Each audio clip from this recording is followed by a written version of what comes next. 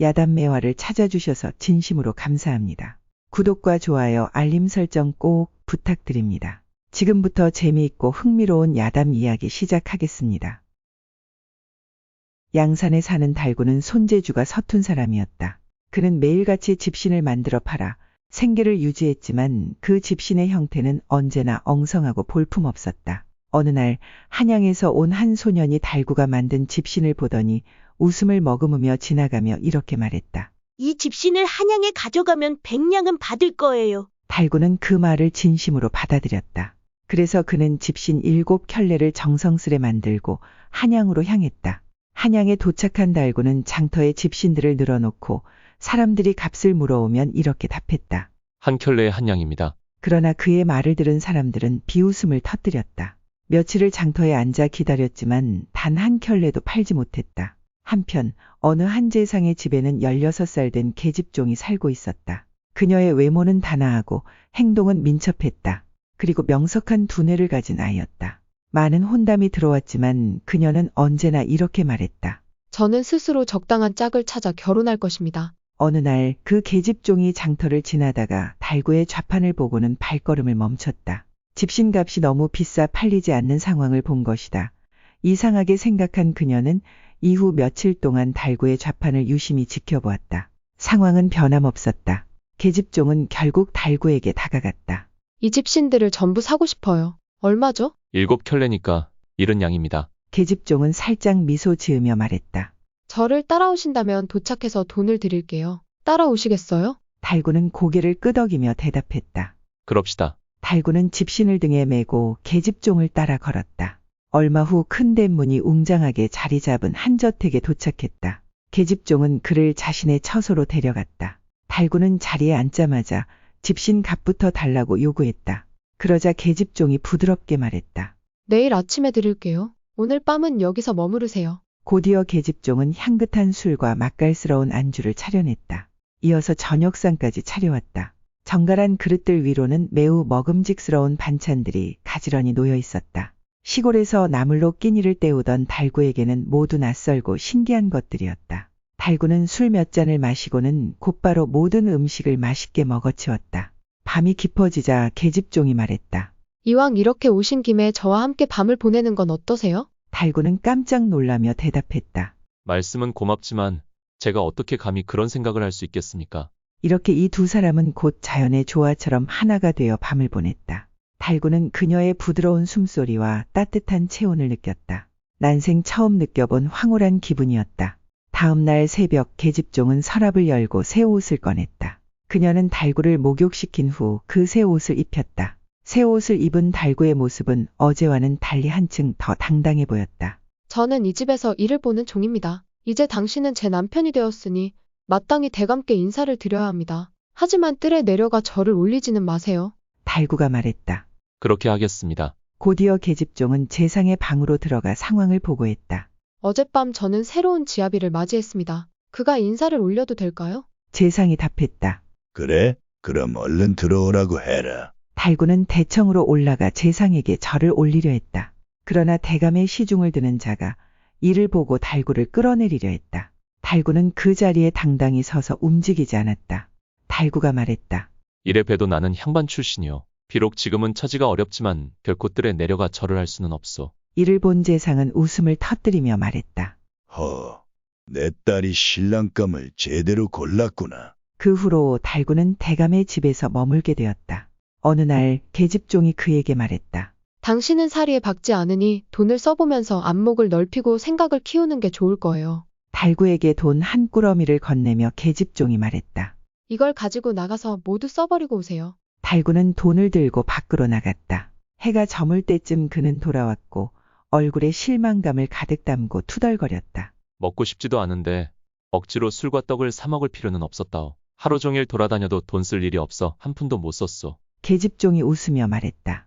길거리엔 거지도 많은데 적선이라도 하지 그러셨어요? 달구는 고개를 끄덕이며 말했다. 미처 그런 생각은 못했네. 다음 날 달구는 다시 돈 한 꾸러미를 가지고 집 밖으로 나갔다. 이번에는 거린들을 모아놓고 돈을 땅바닥에 뿌렸다. 거린들은 서로 다투며 돈을 줍는 광경이 장관이었다. 달구는 매일같이 그렇게 지냈다. 그러나 점점 그 많은 돈을 거린들에게 주는 것이 헛되다는 생각이 들기 시작했다. 그래서 그는 활터로 가서 한량들과 어울리기 시작했다. 그는 매일같이 술과 고기를 사주며 그들과 친분을 쌓았고 점차 막역한 사이가 되었다. 그 중에는 초라한 집에서 책만 읽는 가난한 선비도 있었다. 달구는 그들에게 양식을 대주고 붓과 벼루를 살 돈도 주었다. 선비들은 그의 너그러움에 감동했다. 달구는 점점 많은 사람들의 존경을 받게 되었다. 저 사람은 요즘 사람 같지 않군. 사람들이 칭찬했다. 그의 아내의 계집종은 달구에게 사략, 삼약, 손무자 등의 병법서를 공부하도록 했다. 달구는 점점 더 지혜로워졌다. 그제야 그는 아내의 깊은 뜻을 이해하게 되었다. 이렇게 달구에게 들어간 비용은 수만 양에 달했다. 어느 날 계집종은 그에게 새로운 조언을 건넸다. 이제 궁수를 배우면 머지않아 세상에 나가 큰 성공을 거둘 겁니다. 달구는 원래 체격이 건장한 사람이었다.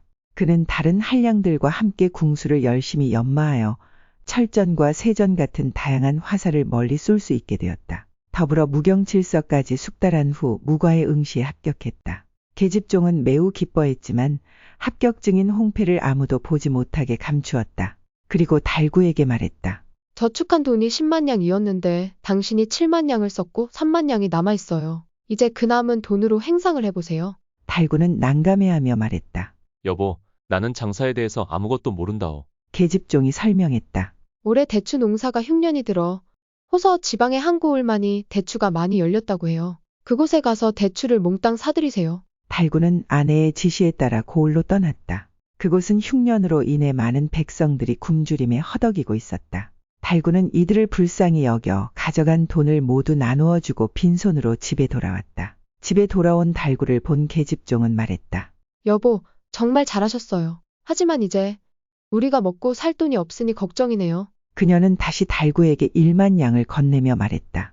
올해 면화 농사는 대부분 실패해서 모두 형편이 어렵다고 해요. 그런데 조선 팔도 중에서도 황해도 몇몇 고을만 예외라고 들었어요. 그곳으로 가서 면화를 사오세요. 달구는 황해도로 떠났지만 그곳 역시 흉년으로 백성들이 고통받고 있었다.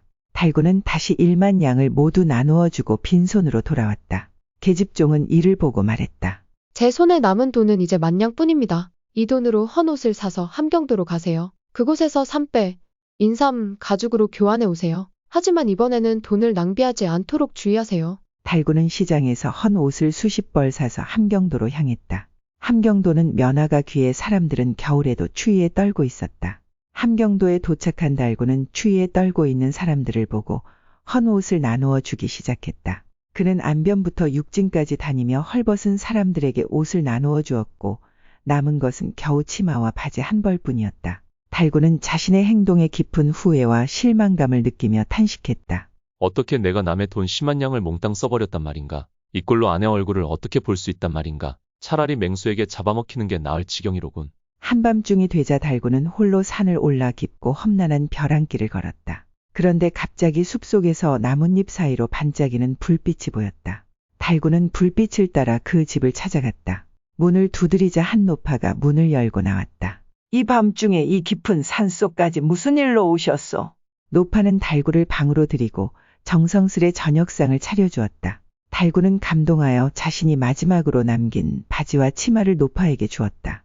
노파는 크게 기뻐하며 옷을 입고 여러 차례 고맙다고 인사했다. 달구는 상 위에 놓인 반찬을 보고 놀라서 물었다. 이 반찬은 어디서 구하셨습니까? 노파가 답했다. 이 근처에 도라지 밭이 있어서 자주 캐다가 먹고 있어. 이에 달구가 물었다. 더 캐놓은 것이 있습니까? 할머니는 곧 여러 뿌리를 내보였는데 그것들은 전부 도라지가 아니라 인삼이었다. 작은 것은 손가락만 했고 큰 것은 발목만 했다. 그때 밖에서 짐을 내려놓는 소리가 들렸다. 할머니가 말했다. 우리 아이가 왔나 보. 저 아이가 처음 태어났을 때 겨드랑이 아래에 작은 날개가 돋아 있었어. 어떤 날에는 날아서 벽에 붙곤 했어. 남편이 달군 쇠로 지지기도 했지만 날개는 다시 돋아났어. 그렇게 자라더니 지금은 엄청난 힘을 가지게 되었어.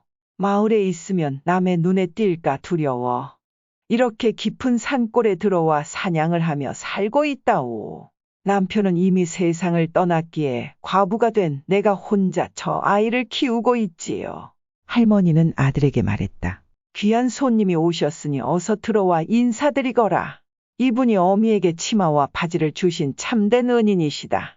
할머니의 아들이 들어와 달구에게 절을 했다. 다음 날 아침 달구는 할머니에게 말했다. 도라지 밭을 좀 볼 수 있을까요? 그러자 할머니는 달구를 데리고 산마루 하나를 넘어가서 한 곳을 가리켰다. 그 산은 온통 인삼으로 가득했다. 그날 달구는 하루 종일 인삼을 채취했다. 크기가 다소 다르긴 했지만 그 중에는 어린 인삼도 꽤 많았다. 모두 모아보니 5바구니는 충분히 되었다. 하지만 달구는 걱정이 되기 시작했다. 이 많은 인삼을 어떻게 다 옮기지? 그러자 노파의 아들이 나서며 말했다. 제가 원산까지 짊어져 드리겠습니다. 그곳에서 말을 빌리고 인삼을 실으면 되니 너무 걱정하지 마십시오. 달구는 그의 제안대로 말을 빌려 인삼을 싣고 한양으로 돌아갔다. 집에 도착한 달구는 아내에게 이 모든 상황을 이야기했다. 계집종은 매우 기뻐하며 말했다. 당신이 그동안 착한 일을 많이 한 덕분에 하늘에서 선물을 내린 것 같아요. 오늘 이렇게 무사히 돌아온 것도 우연이 아닌 듯해요. 내일이 대감의 회갑이라 조정의 관료들이 모두 모일 겁니다. 당신이 여러 대감들께 인사를 드리면 관직을 얻는 것도 그리 어렵지 않을 겁니다. 다음 날 아침 계집종은 5부리의 굵은 인삼을 골라 대감에게 바쳤다. 저의 남편이 장사 중에 운 좋게 이것을 구해 대감님께 가장 먼저 드립니다. 인삼을 본 대감은 매우 기뻐하며 달구를 불렀다. 계집종은 미리 준비해둔 예복과 천릭을 남편에게 입히고 방으로 들여보냈다. 달구를 본 대감이 물었다. 이게 무슨 차림인가? 지난해 묵과에 합격했으나 장사 중이어서 아직 홍패를 드리지 못했고 대감께도 알리지 못했습니다. 대감은 웃으며 말했다. 이렇게 이분이 자네 모습이 훤하군. 그 후 벼슬아치들이 하나 둘 대감의 집에 도착했다.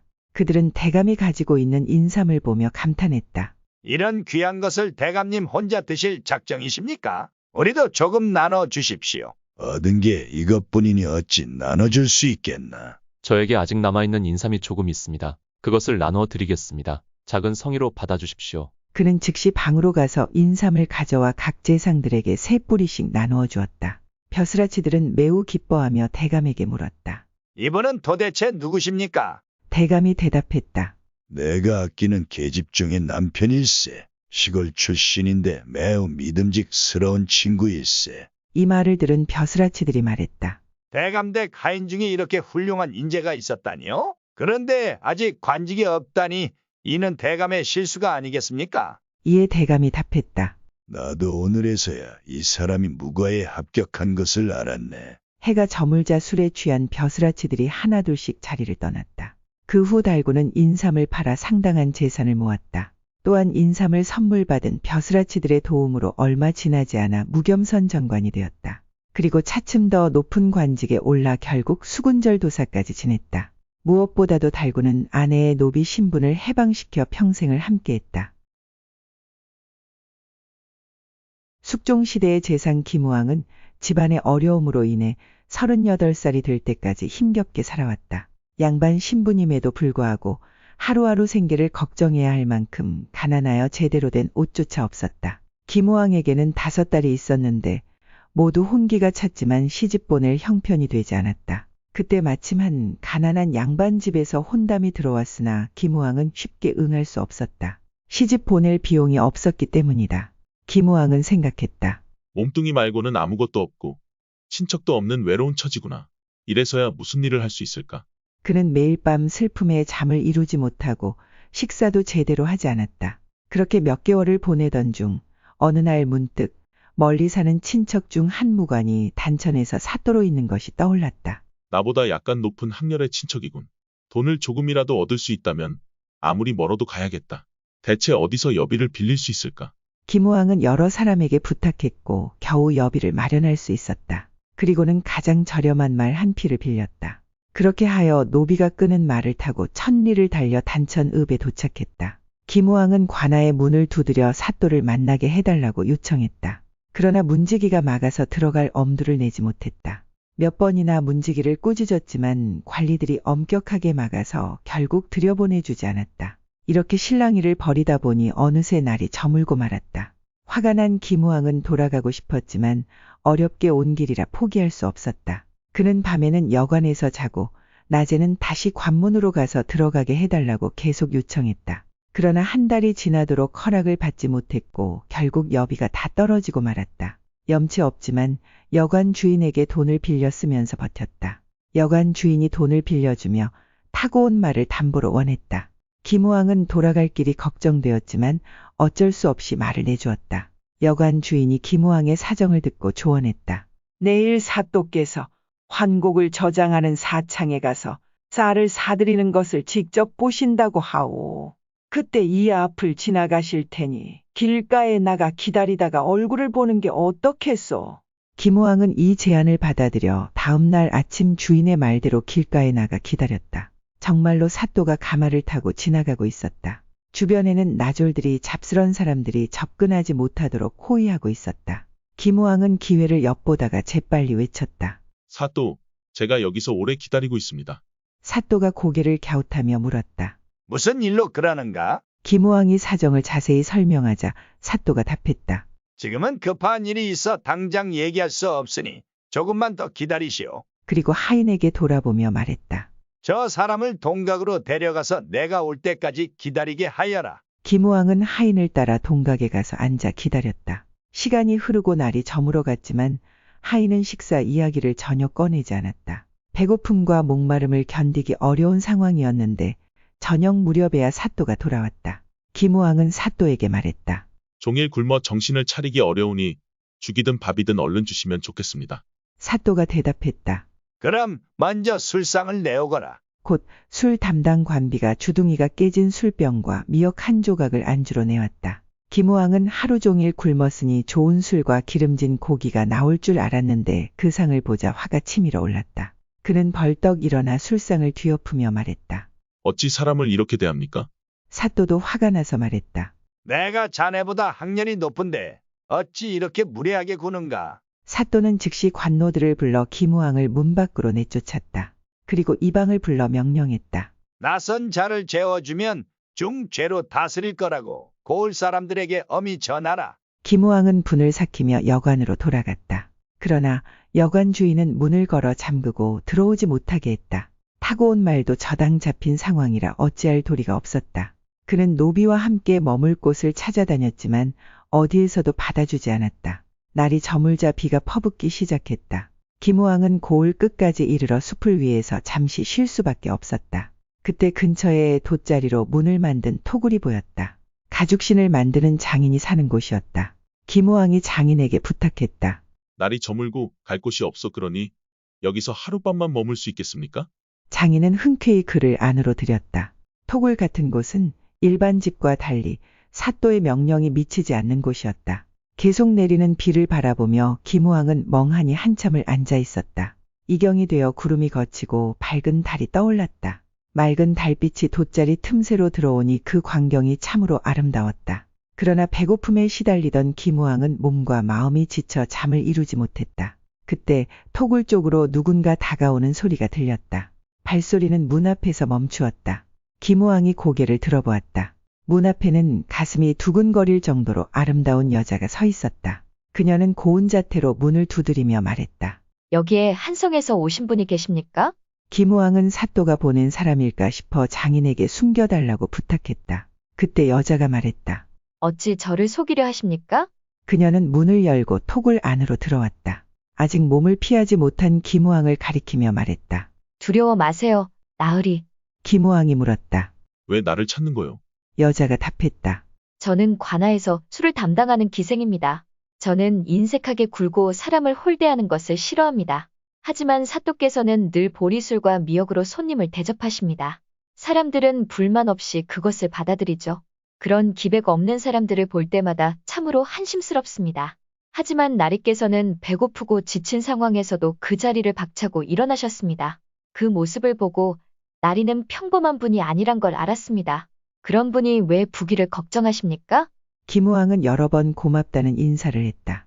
곧 여자를 따라온 계집종이 이고 있던 칠압을 김우왕 앞에 내려놓았다. 그 속에는 밥과 국, 여러 반찬들이 정갈하게 담겨 있었다. 김우왕은 젓가락을 들어 그 음식들을 순식간에 먹어 치웠다. 정말 비할 데 없이 맛있었다. 김우왕은 감격하며 온갖 말로 칭찬을 아끼지 않았다.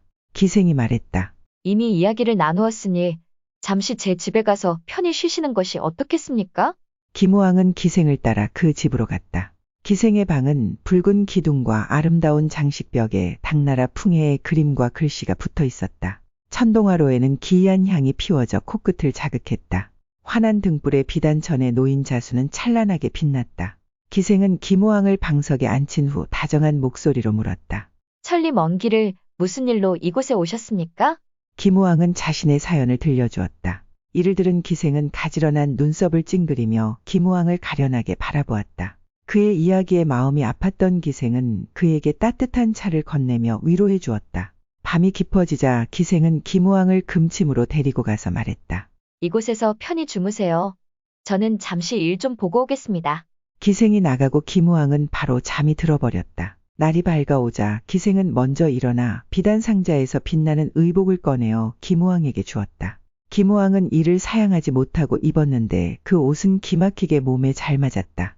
이후 김호왕은 미련이 남은 듯 기생의 집에서 수개월을 머물렀다. 어느 날 기생이 물었다. 나으리, 왜 이렇게 오래 머무르십니까? 김호왕이 답했다. 지금 집에서는 굶주린 처자식과 노비들이 나를 기다리고 있어. 빈손으로 돌아가면 어떻게 그들을 볼 수 있겠소? 게다가 노자주머니도 비었고 따라온 노비도 사라졌으니 천리 길을 어떻게 가겠소? 이런 처지라 여러 달 망설이고 있는 겁니다. 기생이 말했다. 대장부라면 나라를 위해 일해야 하는데 어찌 집안일을 걱정하며 시간을 허비하십니까?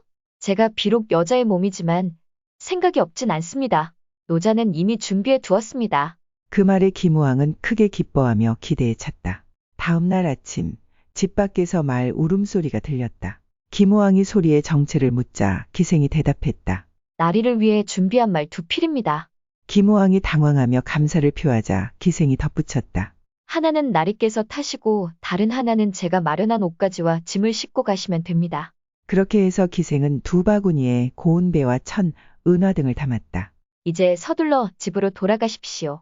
김호왕은 눈물을 흘리며 기생과 작별 인사를 했다. 그는 말에 올라 북쪽을 향해 길을 떠났다. 가는 동안에도 그는 기생과의 정을 떠올리며 계속 뒤를 돌아보았다. 집에 도착한 김호왕은 가져온 물건들로 딸의 혼수를 준비해 시집 보냈다. 그 후 그는 과거 시험에 장원급제하여 마침내 홍문관에서 일하게 되었다. 한 번은 당직을 서는 날 임금이 홍문관의 관원을 긴급히 불러오라고 명했다. 김호왕이 달려가자 임금이 말씀하셨다. 북방 지역은 장마와 가뭄이 반복되어 오랜 시간 동안 흉작이 이어지고 있다. 그 지역이 너무 멀어 조정에 감시가 미치지 못하고 있다. 그래서 지방 관리들이 백성을 학대하고 재물과 식량을 탐하는 소문이 들려오고 있다. 자네가 어사로서 백성의 옷을 입고 암행하여 실상을 낱낱이 조사하고 보고하라. 알겠느냐? 김호왕은 감격하여 명을 받들고 곧바로 갈갈이 찢어진 허름한 옷을 입고 남몰래 함경도로 향했다. 그는 거린처럼 행세하며 마을을 돌아다니며 상황을 파악했다. 하루는 해가 저물 무렵 단천에 도착했다. 그는 예전에 기생이 베풀어준 은혜가 떠올랐다. 김호왕은 그 집을 먼저 찾아갔다. 기생이 어떻게 반응할지 보고 싶어 집 문 앞에서 외쳤다. 밥 한 술만 주시오. 밥이 없다면 엽전 한 입이라도 주시오.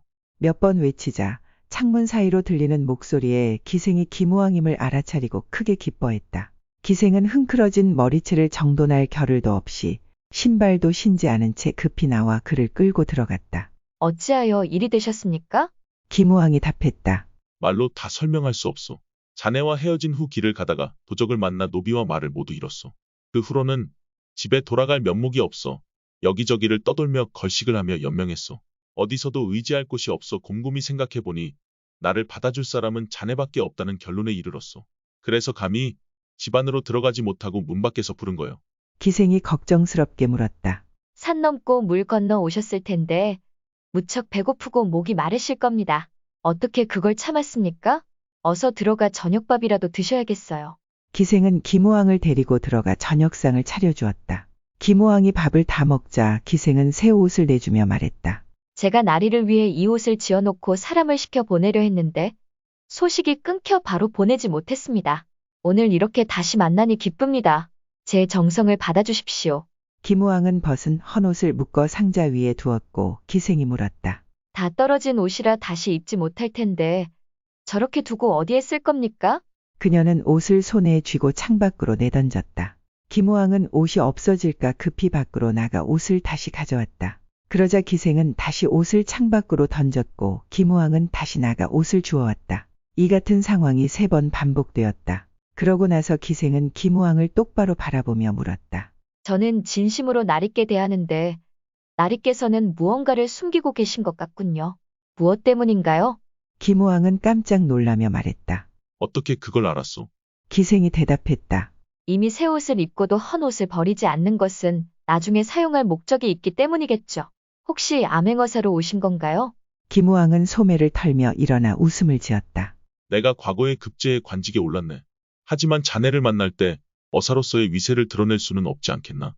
그 말에 안심한 기생이 다시 물었다. 그럼 앞으로 이곳의 사또를 어떻게 처리하실 건가요? 김우왕이 잠시 생각한 후 답했다. 그건 참 어려운 문제로군. 사또가 백성들을 괴롭히는 일은 셀 수 없이 많소. 그의 죄를 밝혀 창고를 폐쇄하고 관직에서 쫓아낸다 해도 충분하지 않을 것이오. 백성을 돌보지 않는 자인데 아무리 친척이라도 눈 감아주는 것은 나라의 일을 생각하지 않는 것이 되네. 어찌해야 좋을지 자네 생각은 어떤가? 기생이 대답했다. 만약 그 자를 감옥에 가두고 임금께 아뢰면 분명 중죄로 다스려질 것입니다.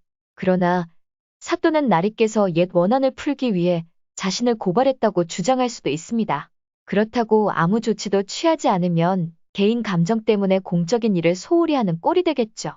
그래서 제 생각인데 나리께서 몰래 들어가 사또의 죄를 들춰내어 그가 스스로 도성으로 올라가게 만드는 것이 좋을 것 같습니다. 나리께서는 어떻게 생각하십니까? 김우왕이 답했다. 정말 그렇군. 자네의 의견이 훨씬 더 나아. 기생은 김우왕에게 사또가 불법으로 창고의 곡식을 빼돌리고 백성의 재산을 약탈한 죄상을 상세히 기록할 것을 권했다. 기생은 곧바로 김우왕을 데리고 관아로 향했다. 관아에 앉아있던 사또는 김우왕을 보자마자 깜짝 놀랐다. 사또는 김우왕이 급제한 사실을 이미 알고 있는 듯했다. 사또는 벌벌 떨며 자리에서 일어나 말했다. 귀한 분께서 어찌 이곳까지 오셨습니까? 김우왕이 대답했다. 나는 임금님의 명을 받고 이곳에 내려왔소. 여기서 동원을 조용히 지켜보고 있었소. 그동안 어떻게 지내셨소? 사또는 겁에 질려 몸을 떨며 움츠러들었다. 그러자 김우왕이 다시 말했다. 이곳에 와서 직접 백성들의 이야기를 들었는데 불만의 목소리가 너무나도 크더군. 도대체 무슨 짓을 했기에 백성들이 그렇게도 원망을 하게 만든 것이오? 그들이 모두 불행 속에 살고 있는 듯하오. 사또는 당황하며 말했다. 제 죄가 무엇인지 알려주십시오. 김우왕은 준비해 온 죄목을 적어놓은 문서를 사또에게 보여주었다. 이를 본 사또가 말했다. 명확한 증거가 있으니 아무리 변명해도 소용이 없겠군요. 암행어사님, 제가 일가친척인 점을 고려하여 큰 죄만큼은 용서해 주시길 바랍니다. 김우왕이 말했다. 내가 어찌 사실을 그대로 말해 자네를 파직당하게 하겠소. 나는 이 고을의 백성들 말만으로 일가친척을 고통받게 할 생각은 없소. 내일 안으로 사직서를 올리고 낙향하시오. 그렇지 않으면 봉고파직을 명할 수밖에 없소. 사또는 고개를 숙이며 감사의 뜻을 표했다. 어사님의 관영에 썩은 풀이 봄을 맞이하고 마른 뼈가 다시 살을 붙일 것입니다. 즉시 따르겠습니다. 김우왕은 곧 관아를 나왔다. 다음 날 사또는 병을 핑계로 사직서를 올리고 고향으로 돌아갔다. 한양으로 돌아가는 길에 김우왕은 기생에게 말했다. 이번에 자네를 데려와 삼생의 인연을 맺고 싶었네. 그러나 홍문관에서 일하는 것은 깨끗한 물 같아서 아침 저녁 낀 일을 잊기가 어렵네. 만약 자네가 배고픔과 추위를 겪게 된다면 그것은 모두 내 책임이 될 걸세. 그래서 어느 정도 직위가 올라가 녹봉이 충분해지면 그때는 자네를 꼭 데려오겠네. 기생이 말했다. 제가 어찌 감히 나으리의 걱정거리가 되겠습니까? 뜻대로 하십시오. 그렇게 일을 마치고 돌아온 김우왕은 임금에게 결과를 보고했다. 그렇게 그 일은 마무리가 되었다. 얼마 지나지 않아 김우왕이 다시 당직을 서는 날이었다. 그 당시 눈병을 앓고 있던 나이든 임금은 매일 밤 당직 관원들을 불러 여러 이야기를 들으며 시간을 보냈다. 그날도 관원들은 돌아가며 각자들은 세상 이야기를 임금에게 들려주었다. 김우왕의 차례가 되자 그는 앓을 말이 없다고 했다. 그러자 임금이 물었다. 이전에 함경도 지방을 순찰하고 돌아왔는데 어찌 그때 일들을 말하지 않느냐? 김우왕이 몸을 낮추며 답했다. 작은 이야기들이라 감히 전할 수 없었습니다. 임금이 말했다. 임금과 신하 사이는 마치 아버지와 아들 같은 관계 아니겠느냐? 무슨 말인들 못하겠느냐? 그러자 김우왕은 즉시 단천에서 있었던 일을 이야기하기 시작했다. 임금은 토굴에서 만난 한 의로운 기생에게서 밥을 얻어먹은 이야기를 들을 때 작은 대나무 부채로 연상 의자를 두드렸다. 그리고 말 두 피를 얻어 돌아오는 대목에서는 부채로 박자를 맞추었고 해진 옷을 주워 오는 모습을 보고 기생이 자신을 어사로 착각했다는 얘기에서는 부채를 너무 세게 쳐 부러뜨리고 말았다. 이윽고 마지막 밤에 사또를 만나 일을 마무리하고 돌아가라는 명을 받은 후 기생에게 훗날을 기약하는 순간에 이르자 임금은 급히 승지를 불러 함경도 관찰사에게 지시를 내렸다. 단천에서 술을 맡고 있는 의로운 기생을 하루빨리 관원 김우왕의 집으로 보내고 즉시 내게 보고하라. 임금의 명을 받은 함경도 관찰사는 그 기생에게 임금의 지시와 함께 후한 금액의 돈과 비단을 내려주고 김우왕의 집으로 보냈다. 그 후 기생은 김우왕과 그의 부인을 부모처럼 섬기며 노비들을 친절하고 은혜롭게 대했다. 집안 살림을 잘 돌보아 김우왕이 부족함 없이 재상에 오를 수 있도록 큰 도움을 주었다고 전해진다. 옛날에 어느 재상이 평안도 관찰사로 근무하던 시절의 일이었다. 그에게는 달구라는 아들이 있었다. 달구는 13살에 용모가 빼어나고 재주가 많은 아이였다. 재상은 아들을 유별나게 아낀다는 소리를 들을 만큼 특별히 사랑했다. 그래서 비슷한 또래의 재주 있는 기생, 연하라는 아이를 뽑아서 아들에게 소개시켜 주었다. 연하는 달구가 시문을 짓고 서화 그리는 일을 옆에서 도맡았다. 두 사람은 1년 넘게 지내면서 서로에 대한 애정이 깊어졌다. 어느 날 달구와 연하는 평안도 관찰사 저택의 후원에서 시간을 보내고 있었다. 저녁 노을이 서서히 저물어가는 시간, 후원의 연못가에 앉은 두 사람은 아름다움에 취해 있었다. 노을의 황금빛 물결이 연못 위에 잔잔히 흩어지고 바람에 흔들리는 나뭇잎 소리가 배경음악처럼 흐르며 그들의 감각을 자극했다. 연하는 달구의 시문을 부드럽게 읽어주며 그의 옆에 앉아 있었다. 그녀의 목소리는 달구의 심장을 뛰게 만들었다. 달구는 연하의 손길이 닿을 때마다 두근거림을 느꼈다. 그녀의 눈빛은 달구를 향한 깊은 사랑으로 가득 차 있었다. 어느 순간 정적이 흐르며 두 사람은 몇 초간 서로의 눈을 가만히 바라보았다. 그 순간 시간은 마치 멈춘 듯했다. 그 후로도 달구와 연하는 함께 많은 시간을 보내며 서로를 더욱 사랑하게 되었다. 그러나 혼이 날 나이가 되자 두 사람은 이별을 해야 했다. 재상은 과거 공부를 위해 달구를 한양에 있는 집으로 보냈기 때문이다.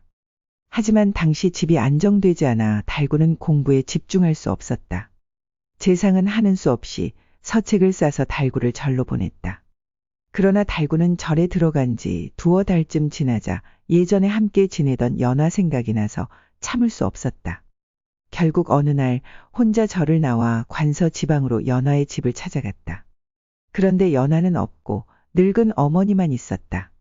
어머니는 달구를 알아보지 못했다. 달구는 자신을 소개하고 연하가 어디 있는지 물었다. 연하의 어머니가 대답했다. 연하는 고을 사또의 수청을 들고 나서부터는 밖으로 나오지 못하고 있다오. 멀리서 이렇게 고생해서 왔는데 연하는 만날 수 없을 것 같소이다. 달구는 낙담하며 말했다. 제가 이렇게 먼 길을 달려와 한 번도 보지 못하고 그냥 돌아간다면 오지 않은 것만 못합니다. 부디 이런 저를 위해 얼굴이라도 한번 보게 해주십시오. 그러면 어르신의 은혜를 평생 잊지 않을 것입니다. 연하의 어머니가 말했다. 겨울이라 눈이 내리면 성 안의 백성들이 군영에 들어가 눈을 치운다오. 그때 마을 사람들 사이에 섞여 들어가 보시오. 운이 좋으면 한번 볼 수 있을지 모르겠소. 달구는 그날부터 눈이 오기를 기다렸다. 어느 날 밤 갑자기 눈이 펑펑 내렸다. 백성들이 눈을 치우러 군영 안으로 들어갔다. 달구는 기회를 놓치지 않고 빗자루를 들고 사람들 틈에 섞여 들어갔다. 달구는 눈을 치울 생각은 하지 않고 당상을 자주 바라보았다. 수청을 드는 기생들은 문에 기대어 백성들이 눈 치우는 모습을 구경했다. 달구의 눈 치우는 모습은 느릿느릿하고 게을러 보였다. 그녀들은 달구의 행동을 보고 손가락질하며 키득거리며 웃었다. 그런데 그 기생들 사이에 달구가 찾던 연하가 보였다. 하지만 그녀는 달구와 눈이 마주치자 급히 방으로 들어가더니 다시는 나오지 않았다. 달구는 깊은 한숨을 내쉬었다. 군영 밖으로 나온 달구는 기생의 늙은 어머니를 찾아가 말했다. 저는 잊지 못해서 여기까지 왔는데 연하는 저를 보더니 피하면서 방으로 들어가 버리더군요. 한참을 기다려도 다신 나오지 않더군요. 어찌 이렇게 무정할 수 있습니까? 그날 밤 달구는 한숨만 쉬며 잠을 이루지 못했다. 달빛이 눈 쌓인 풍경을 밝히고 불어오는 북새바람이 더욱 처량하게 느껴졌다. 그러던 중 멀리서 노랫소리가 들려오기 시작했다. 그 소리는 점점 가까워졌고 이런 노랫말이었다. 눈이 개고 구름이 흩어지니 북새바람이 차갑기만 하네. 초나라의 강과 오나라의 산으로 가는 길은 험난하기만 하구나. 맑고 청아한 그 노랫소리가 달구가 있는 집으로 다가왔다. 누군가 밖에서 외쳤다. 달구 서방님은 어디 계십니까? 달구는 그 소리에 문을 열고 뛰쳐나가 보니 바로 연하였다. 달구는 연하의 손을 붙잡고 방으로 데리고 들어가 그동안 쌓인 마음을 토로했다. 널 떠난 뒤로 계절이 바뀌는 동안에도 너만 생각했어. 이 먼 길을 왔는데 얼굴조차 보지 못하고 돌아갈 뻔했구나. 연하가 답했다. 사또의 총애를 받아 잠시도 자리를 비울 수 없었어요. 하지만 서방님이 오셨다는 소식을 듣고 도저히 오지 않을 수 없었어요. 죽은 아버지의 제삿날이라고 거짓말을 하고 겨우 하룻밤 시간을 얻었어요. 날이 밝으면 다시 돌아가야 해요. 오늘 밤이 우리에게 주어진 유일한 시간이니 너무 안타까워요. 지금이라도 우리 둘이 몰래 도망쳐서 부부로서 행복하게 살 수 있다면 얼마나 좋겠어요. 서방님은 어떻게 생각하세요? 달구가 답했다. 내 말이 맞다. 그렇게 하자. 연하는 괴짝을 열어 그동안 모은 금과 비단 옷들을 정리해 짐을 쌌다. 그리고 늙은 어머니에게도 알리지 않고 달구와 함께 한밤중에 도망쳤다. 두 사람은 은산 땅에 도착해 작은 집을 얻었다. 가지고 온 재물을 팔아 생활을 시작했다. 하루는 연하가 달구에게 말했다. 우리 이렇게 함께 도망쳐서 살고 있으니 소원을 이룬 셈이지만 이대로 계속 지낼 수는 없어요. 서방님은 재상의 자제로서 이렇게 비천한 저와 함께 부모를 등지고 숨어 사는 것은 큰 죄악이에요. 이렇게 살다가는 장차 세상에서 당당히 설 수 없을 겁니다. 달구는 무언가 깨달은 듯 물었다. 그러면 어떻게 해야 좋겠어? 연하가 답했다. 반드시 과거에 급제하여 속죄해야 합니다. 서방님이 이전에 잊지 못한 것은 무엇인가요? 다음 날 연하는 서책을 사와서 달구에게 글 공부를 권했다. 달구가 잠시라도 공부를 게을리하면 연하는 반찬의 가짓수를 줄였다. 그렇게 몇 년간 달구는 학문에 정진했다. 어느 날 연하가 달구에게 물었다. 서방님, 지금 본인의 지식으로 과거 시험 문제를 풀 수 있겠습니까? 달구가 답했다. 문제를 풀 수 있을 것 같긴 한데 과거 시험의 형식을 알지 못해 걱정이요. 그러자 연하가 글을 잘 쓰는 사람들의 문장과 최근 과거 시험 문제들을 구해다 주며 말했다.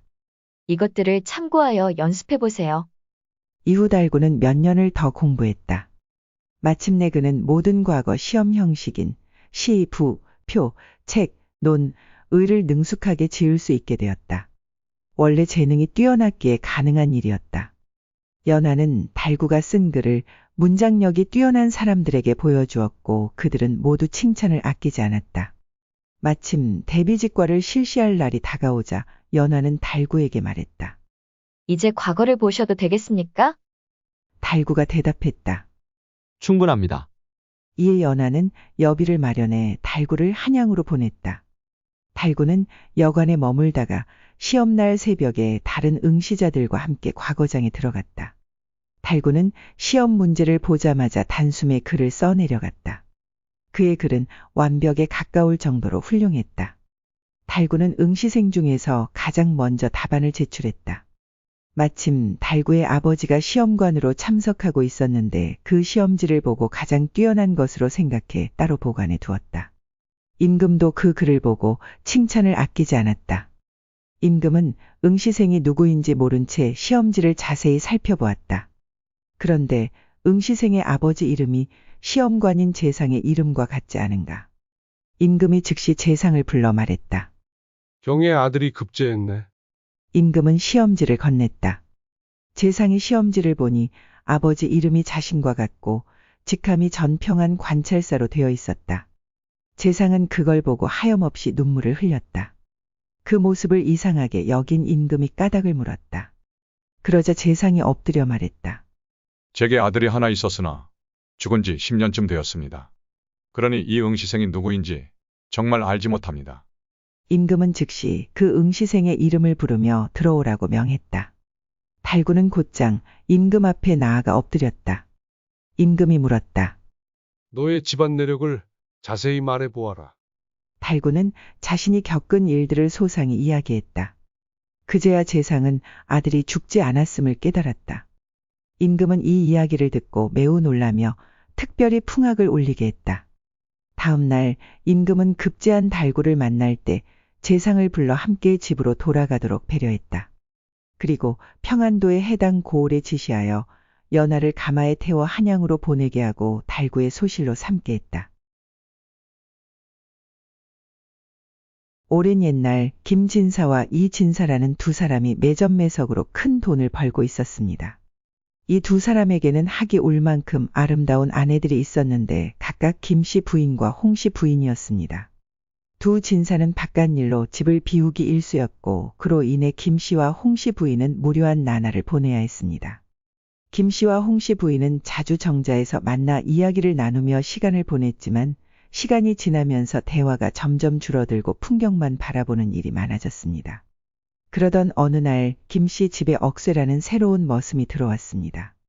억새는 김씨 부인이 시키는 일을 어찌나 재빠르게 처리하는지 김진사도 그를 매우 마음에 들어 했습니다. 더욱이 억새는 혈기왕성한 체격을 자랑했습니다. 억새는 땔감을 마련하기 위해 나무를 챙기고 그 우람한 근육으로 도끼를 휘둘렀습니다.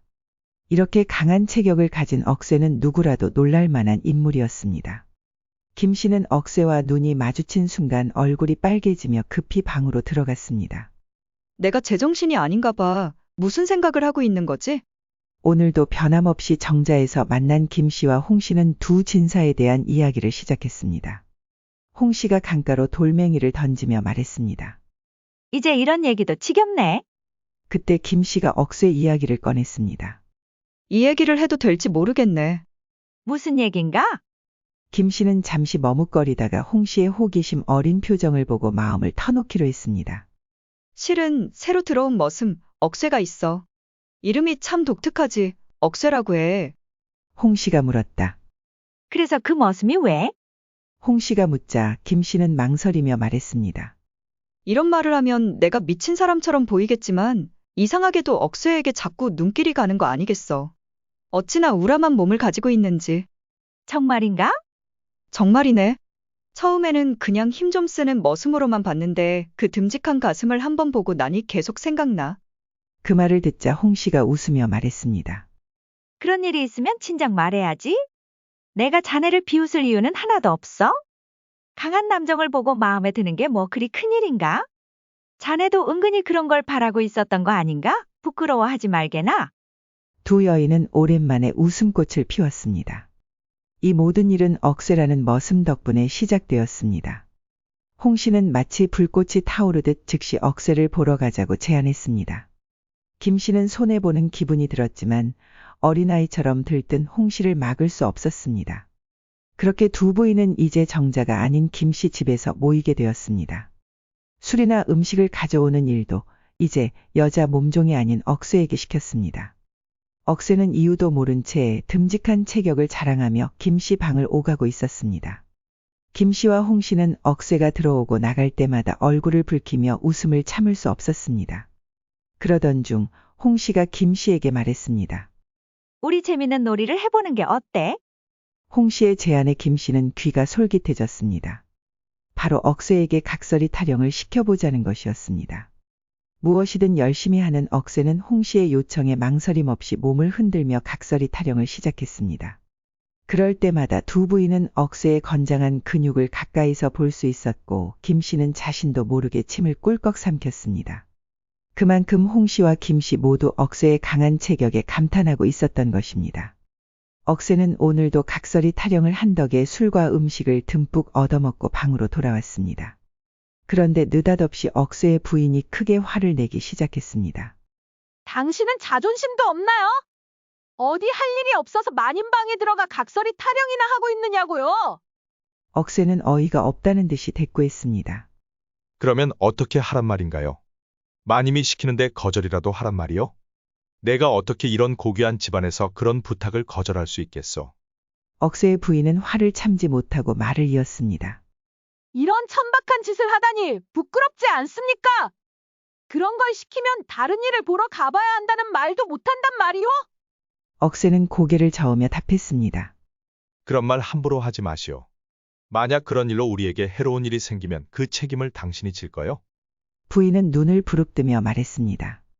다른 사람은 속일 수 있을지 몰라도 내 두 눈은 못 속여요. 당신 두 마님 앞에서 각설이 타령하는 게 재밌어서 그러는 거 아니에요? 억새는 당황하며 부인을 바라보았습니다. 그게 무슨 말이오? 부인은 냉소적으로 웃으며 말했습니다. 술과 음식을 얻어먹는 건 핑계고 사실은 아리따운 마님들 앞에서 몸을 흔드는 게 재미있는 거 아니냐고요. 억새는 부인의 말을 무시하며 웃었습니다. 그게 여자가 할 말인가? 시끄러우니 어서 잠이나 자게. 억새의 부인은 분노를 감추지 못하며 말했다. 당신 마님들 앞에서 각설이 타령 몇 번 했더니 자신이 양반이라도 된 줄 아시오? 말투가 왜 이래? 부인이 화를 내며 방을 나가자 억새는 얼굴에 미소를 지으며 중얼거렸습니다. 재밌고 말고. 두 마님 앞에서 각설이 타령하는 게 얼마나 재미있는지 당신은 모를 거요. 억새는 갑자기 혼자서 각설이 타령을 시작했습니다. 두 마님 앞에서 더 잘 보이기 위해 미리 연습하는 것이었습니다. 그만큼 억새는 두 마님을 믿고 따랐습니다. 오늘도 충직한 머슴이 되기로 다짐했지만 억새에게 생각지도 못한 문제가 생겼습니다. 두 마님에게 정신이 팔린 억새 때문에 그의 아내가 마음의 병이라도 생긴 걸까요? 억새의 부인이 갑자기 몸져 누워버린 것이었습니다. 이마가 불덩이 같아서 억새가 옆에 붙어 있지 않으면 안 될 정도였습니다. 그토록 활기차게 움직이던 억새의 모습이 보이지 않자 김 씨와 홍 씨는 깊은 한숨을 내쉬며 아쉬워했습니다. 홍 씨가 탄색하며 말했습니다. 억새가 없으니 시간이 이렇게 안 가다니? 이럴 줄 알았으면 더 잘해줄 걸 그랬어. 그의 각설이 타령을 한 번만 더 볼 수 있다면 소원이 없겠네. 김 씨도 같은 생각으로 말했습니다. 그러게 말이네. 억새의 각설이 타령을 한 번 더 본다면 종문서를 태워 없애줄 수도 있을 것 같은데 말이야. 두 부인의 근심은 점점 깊어만 갔습니다. 두 진사가 어디 가서 죽더라도 놀라지 않을 정도로 억새 생각에 사로잡혀 있었습니다.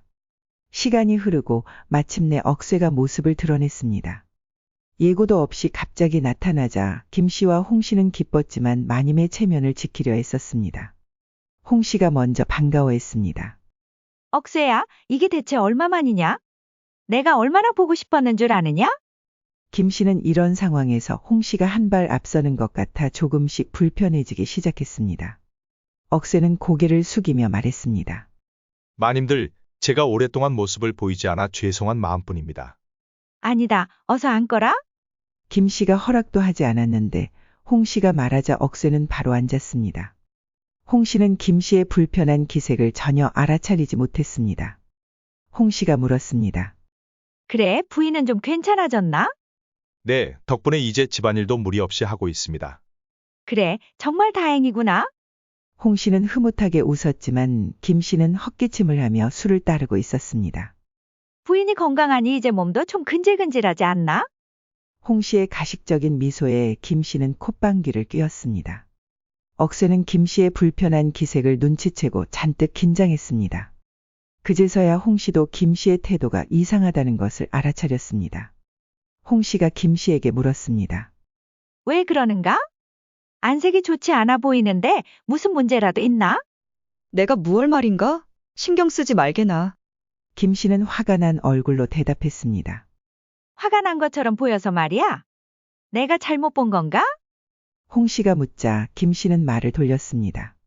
잘못 본 것이네. 내가 어쨌다고 자꾸 그런가? 그때 억새가 호탕하게 웃으며 두 팔을 벌려 덩실덩실 춤을 추기 시작했습니다. 아이고, 마님들 그동안 제가 얼마나 보고 싶으셨겠습니까?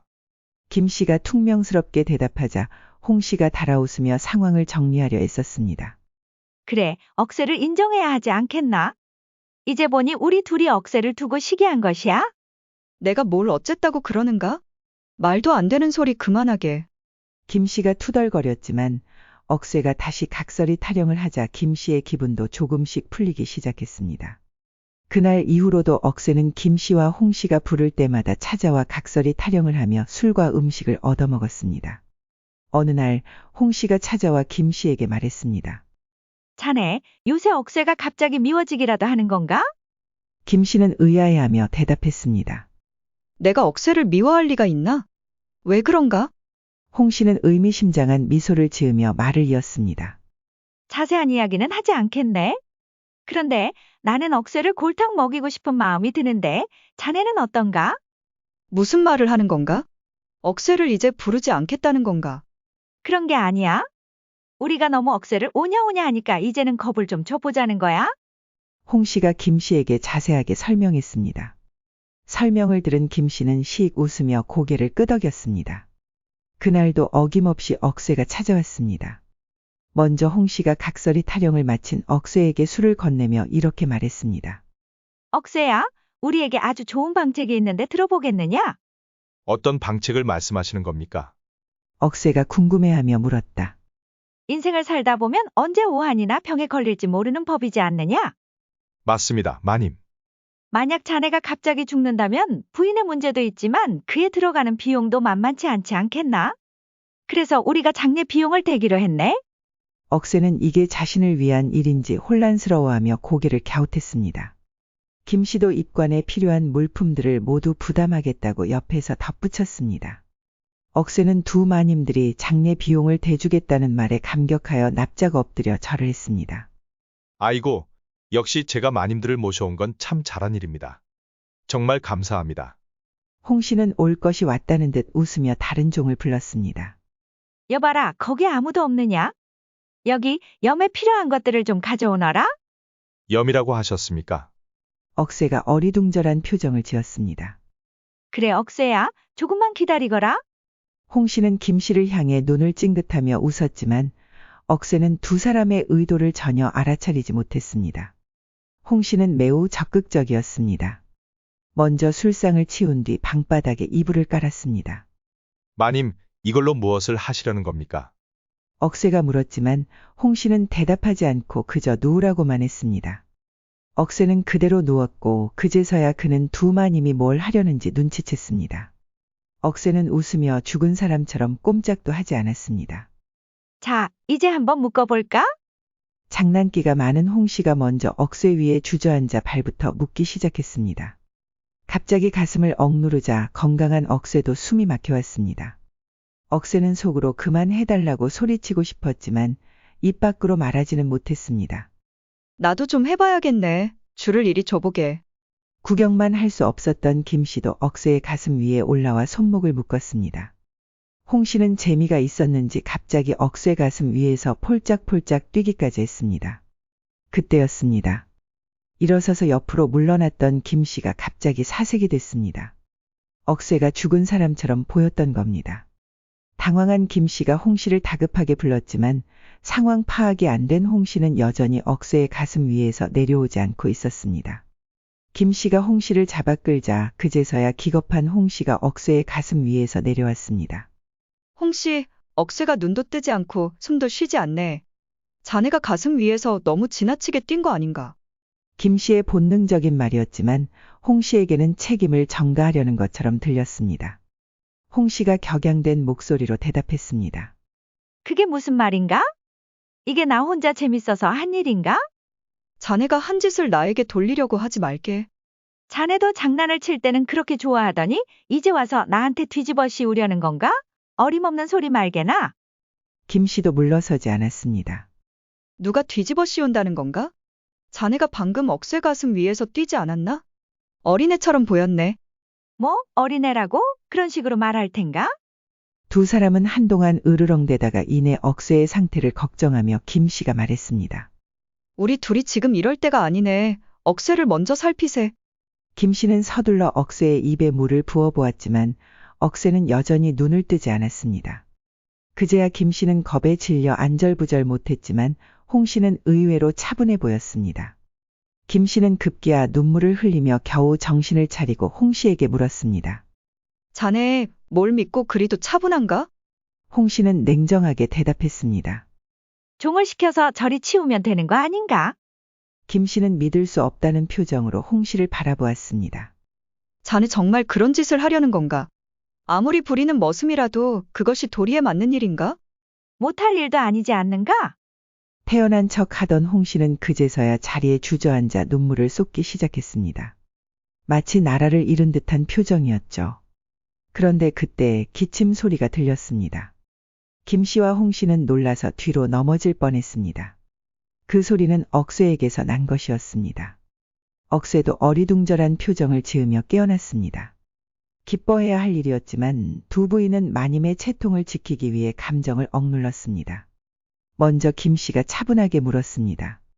이복의 억새 괜찮은가? 그러면 그렇지. 자네가 이렇게 쉽게 갈 리가 없지. 하지만 억새는 대답이 없었습니다. 그러자 홍 씨가 급한 마음에 재촉하듯 물었습니다. 왜 그러는가? 너무 놀라서 말문이 막힌 건가? 억새는 천천히 주위를 둘러보더니 마침내 입을 열었습니다. 마님들 믿기지 않으시겠지만 저는 방금 저승을 다녀왔습니다. 갑작스러운 말에 김 씨와 홍 씨는 놀라지 않을 수 없었습니다. 김 씨가 물었습니다. 저승이라니 정말 그런 곳이 있단 말인가? 그렇습니다. 거기서 염라대왕을 만났습니다. 홍 씨는 비웃는 듯한 표정을 지었지만 김 씨는 달랐습니다. 억새의 얼굴이 너무나도 진지했기 때문이었습니다. 마님들 제 얘기를 들어보십시오. 억새의 목소리는 한층 더 진지해졌습니다. 그가 이렇게 확고한 태도를 보인 것은 처음이었습니다. 홍 씨조차도 억새의 말에 귀를 기울이기 시작했습니다. 저를 염라국으로 데려간 것은 판관이었습니다. 생사를 오가는 중에 그런 일을 하는 것이 판관이겠지요. 염라대왕께서는 판관에게 이 자를 어디서 데려온 것이냐고 묻자 판관이 두 마님을 얘기했습니다. 김 씨와 홍 씨는 놀라서 입을 다물지 못했습니다. 억새는 말을 이어갔습니다. 염라대왕께서 불같이 화를 내셨습니다. 어찌 이승 사람들이 생사를 결정할 수 있단 말인가? 감히 하늘의 뜻을 어기고 위험한 놀이를 하다니. 분명히 이렇게 말씀하셨습니다. 김 씨는 식은땀을 흘리기 시작했습니다. 홍 씨는 여전히 비웃는 듯한 표정을 지으려 했지만 하늘의 뜻이라는 말이 나오자 그녀도 겁에 질린 눈치였습니다. 염라대왕 말에 판관은 두 마님을 당장 잡아오겠다고 했습니다. 억새의 말에 김 씨와 홍 씨는 숨이 넘어갈 듯 놀랐습니다. 그러나 염라대왕께서 조금 더 지켜보자고 하셨습니다. 김 씨는 긴장된 표정으로 억새를 바라보며 물었습니다. 그러면 우리에게 기회가 있다는 말인가? 억새는 고개를 끄덕이며 대답했습니다. 그렇습니다. 다만 더 이상 하늘의 뜻을 어기는 일은 없도록 해야 합니다. 염라대왕께서 경고하셨습니다. 염라대왕님께 제가 마님들을 잘 알고 있고 생명을 가지고 장난칠 분들이 아니라고 설명드렸습니다. 억새의 말을 듣던 홍 씨는 다급하게 염라대왕에게 자신들의 입장을 제대로 설명했는지 재차 확인했습니다. 그렇습니다. 절대 생명을 가지고 노실 분들이 아니라고 말씀드렸습니다. 김 씨와 홍 씨는 그제야 안도하며 주저앉았습니다. 그러나 마님의 채통을 지키기 위해 침착한 태도를 유지하려 애썼습니다. 홍 씨가 김 씨에게 먼저 말을 꺼냈습니다. 정말 큰일 날 뻔했네. 안 그런가? 김 씨는 대답하지 않고 갑자기 뭔가 깨달은 듯 벌떡 일어섰습니다. 그녀는 냉큼 밖으로 나갔다가 얼마 되지 않아 돌아왔습니다. 자, 이거 밖에. 김 씨가 억새에게 건넨 것은 바로 한 장의 문서였습니다. 이게 뭡니까, 마님? 자네 종문서네. 내 앞에서 당장 태워버리게. 그러자 홍 씨도 상황을 눈치챘는지 종을 불렀습니다. 그 종은 다급히 홍 씨의 집으로 갔다가 돌아왔습니다. 홍 씨의 종이 건넨 것은 또 다른 문서였습니다. 홍 씨는 그것을 받고 잠시 망설였지만 이내 억새에게 주면서 말했습니다. 이것은 1000냥짜리 어음일세. 자네가 부인하고 사는데 부족함이 없을 것이네. 아니, 마님들 이게 갑자기 무슨 일인 겁니까? 억새는 처음에는 거절하려 했지만 결국 종문서를 태우고 어음을 받았습니다. 김 씨와 홍 씨는 염라대왕 이야기를 듣고 겁이 나서 종문서를 태우고 억새에게 두둑한 돈까지 준 것이었습니다. 그렇게 시간이 흘러 억새는 양민이 되어 장사꾼으로 성공했고 부인과 함께 행복한 삶을 살았습니다. 어느 날 억새는 오랜만에 김씨 부인의 집을 찾았습니다. 그는 과거를 떠올리며 호탕하게 웃으며 물었습니다. 김씨 부인을 불러주시오. 그러나 놀랍게도 그 집안의 종은 김씨 부인이 누군지 모르는 눈치였습니다. 어느 날 동네 주막에서 흘려듣길 김씨 부인은 종문서를 태우고 돈까지 낭비한 덕에 큰 고초를 겪었다고 합니다. 김진사가 아무리 돈을 벌어도 김씨 부인이 절약할 줄 모르니 재물이 몰릴 일이 없었습니다. 홍씨 부인의 집은 더 빠르게 폐가 망신했다고 합니다. 시간은 참으로 무심하구나. 내가 너무 심한 장난을 쳤던 것인가? 그렇습니다. 사실 그때 억새는 염라국에 다녀온 것이 아니라 죽은 척 연기를 한 것일 뿐이었습니다. 믿었던 두 마님이 서로 책임을 떠넘기는 모습을 보고 분노한 억새가 벌인 장난이었죠. 그 결과 억새는 양민이 되었고 낭비만 일삼던 김씨와 홍씨 부인은 이제 아예 종적을 감추고 말았습니다. 옛날 백제시대의 어느 작은 마을에 도미라는 남자가 살고 있었다. 그는 가난한 신분이었지만 마치 선녀와도 같은 아름다운 아내와 함께 지내고 있었다. 그래서 그 마을 사람들 중 도미의 집을 모르는 이는 없었다. 도미의 아내는 그저 얼굴이 예쁜 것만이 아니었다. 그녀는 남편을 아끼는 마음과 남편을 향한 절개 등 모든 것들을 갖추고 있었다. 그래서 그녀는 동네 사람들의 큰 자랑거리였다. 도미가 죽는 날이 내가 죽는 날, 나는 죽어도 도미의 사람. 도미의 아내는 이렇게 목숨을 걸고 남편을 사랑했다. 그녀의 뜨거운 마음은 세상 무엇이 변해도 변치 않았다. 도미 역시 아내를 깊이 사랑하고 믿는 것은 당연한 일이었다. 이 도미에 관한 이야기가 백제의 넷째 임금인 계로왕의 귀에까지 전해졌다.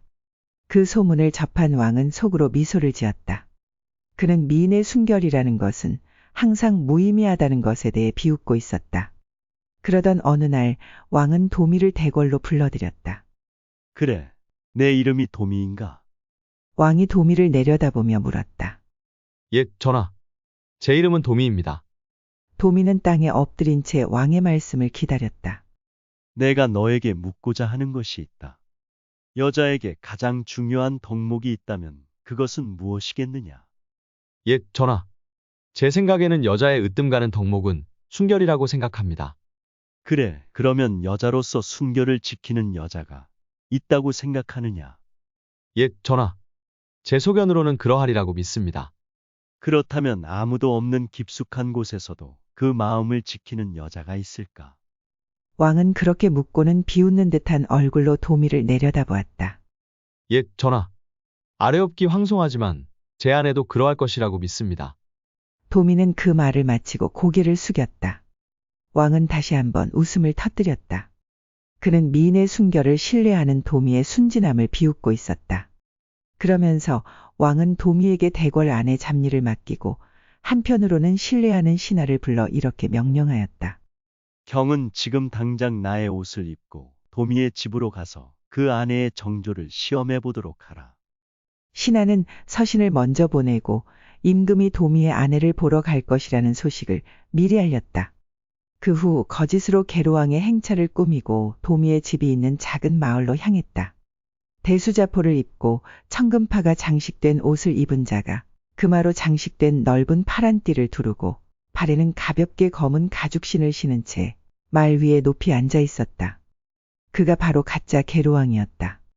붉은 무늬가 새겨진 옷을 입고 은화로 장식된 관을 쓴 자들이 그 앞뒤로 줄지어 섰으니 그들은 왕을 따르는 수행원들이었다. 도미의 집들 안으로 들어서자 사태를 전혀 알지 못한 도미의 아내는 그저 뜰 아래에 내려와 땅에 엎드렸다. 집집마다 사람들이 골목에 모여 수군대는 소리가 고요한 마을을 깨웠다. 거짓 계로왕은 수행원들을 뜰 아래에 머물게 하고 도미의 집 마루로 올라가 앉아 도미의 아내를 내려다보며 속으로 미소를 지었다. 도미의 아내가 어디 있느냐? 가짜 왕이 엄숙한 목소리로 물었다. 도미의 아내는 땅에 엎드린 채 떨리는 목소리로 대답했다. 여기에 있습니다. 내가 여기에 온 이유는 바로 너를 보기 위함이다. 무슨 일로 오셨는지는 알지 못하오나 그저 황송할 따름입니다. 내가 너의 아름다움을 오래전부터 들었으나 너의 남편이 있는 터라 불러들이지 못했다. 그래서 오늘 너의 남편 도미를 대궐로 불러 장기 한 판을 두기로 했다. 만약 내가 이기면 너를 얻기로 약조했는데 하늘의 뜻인지 내가 이기고 말았다. 이제 너는 내 사람이 되었으니 곧 대궐로 들어가야 할 것이다. 가짜 왕은 도미의 아내가 무슨 말을 하는지 들으려고 귀를 기울였다. 폐하의 말씀에 거짓과 속임이 있을 리 없사옵니다. 가짜 왕은 이 말을 듣고는 도미의 아내를 방으로 들이며 말했다. 이미 날이 저물었으니 오늘 밤은 너의 집에서 지내는 것이 좋겠구나. 그날 밤 도미의 아내를 자신의 침소에 들기를 명령했다. 폐하의 명령이시니 어찌 어길 수 있겠사옵니까? 소첩은 다른 방에 가서 몸을 다시 단장한 후 돌아오겠사옵니다. 도미의 아내는 잠시 허락을 받아 맞은편 방으로 들어갔다. 아, 가혹한 운명이로다. 이 일을 어찌해야 좋단 말인가. 도미의 아내는 홀로 벽을 두드리며 눈물을 흘리다가 문득 좋은 계책이 떠올랐다.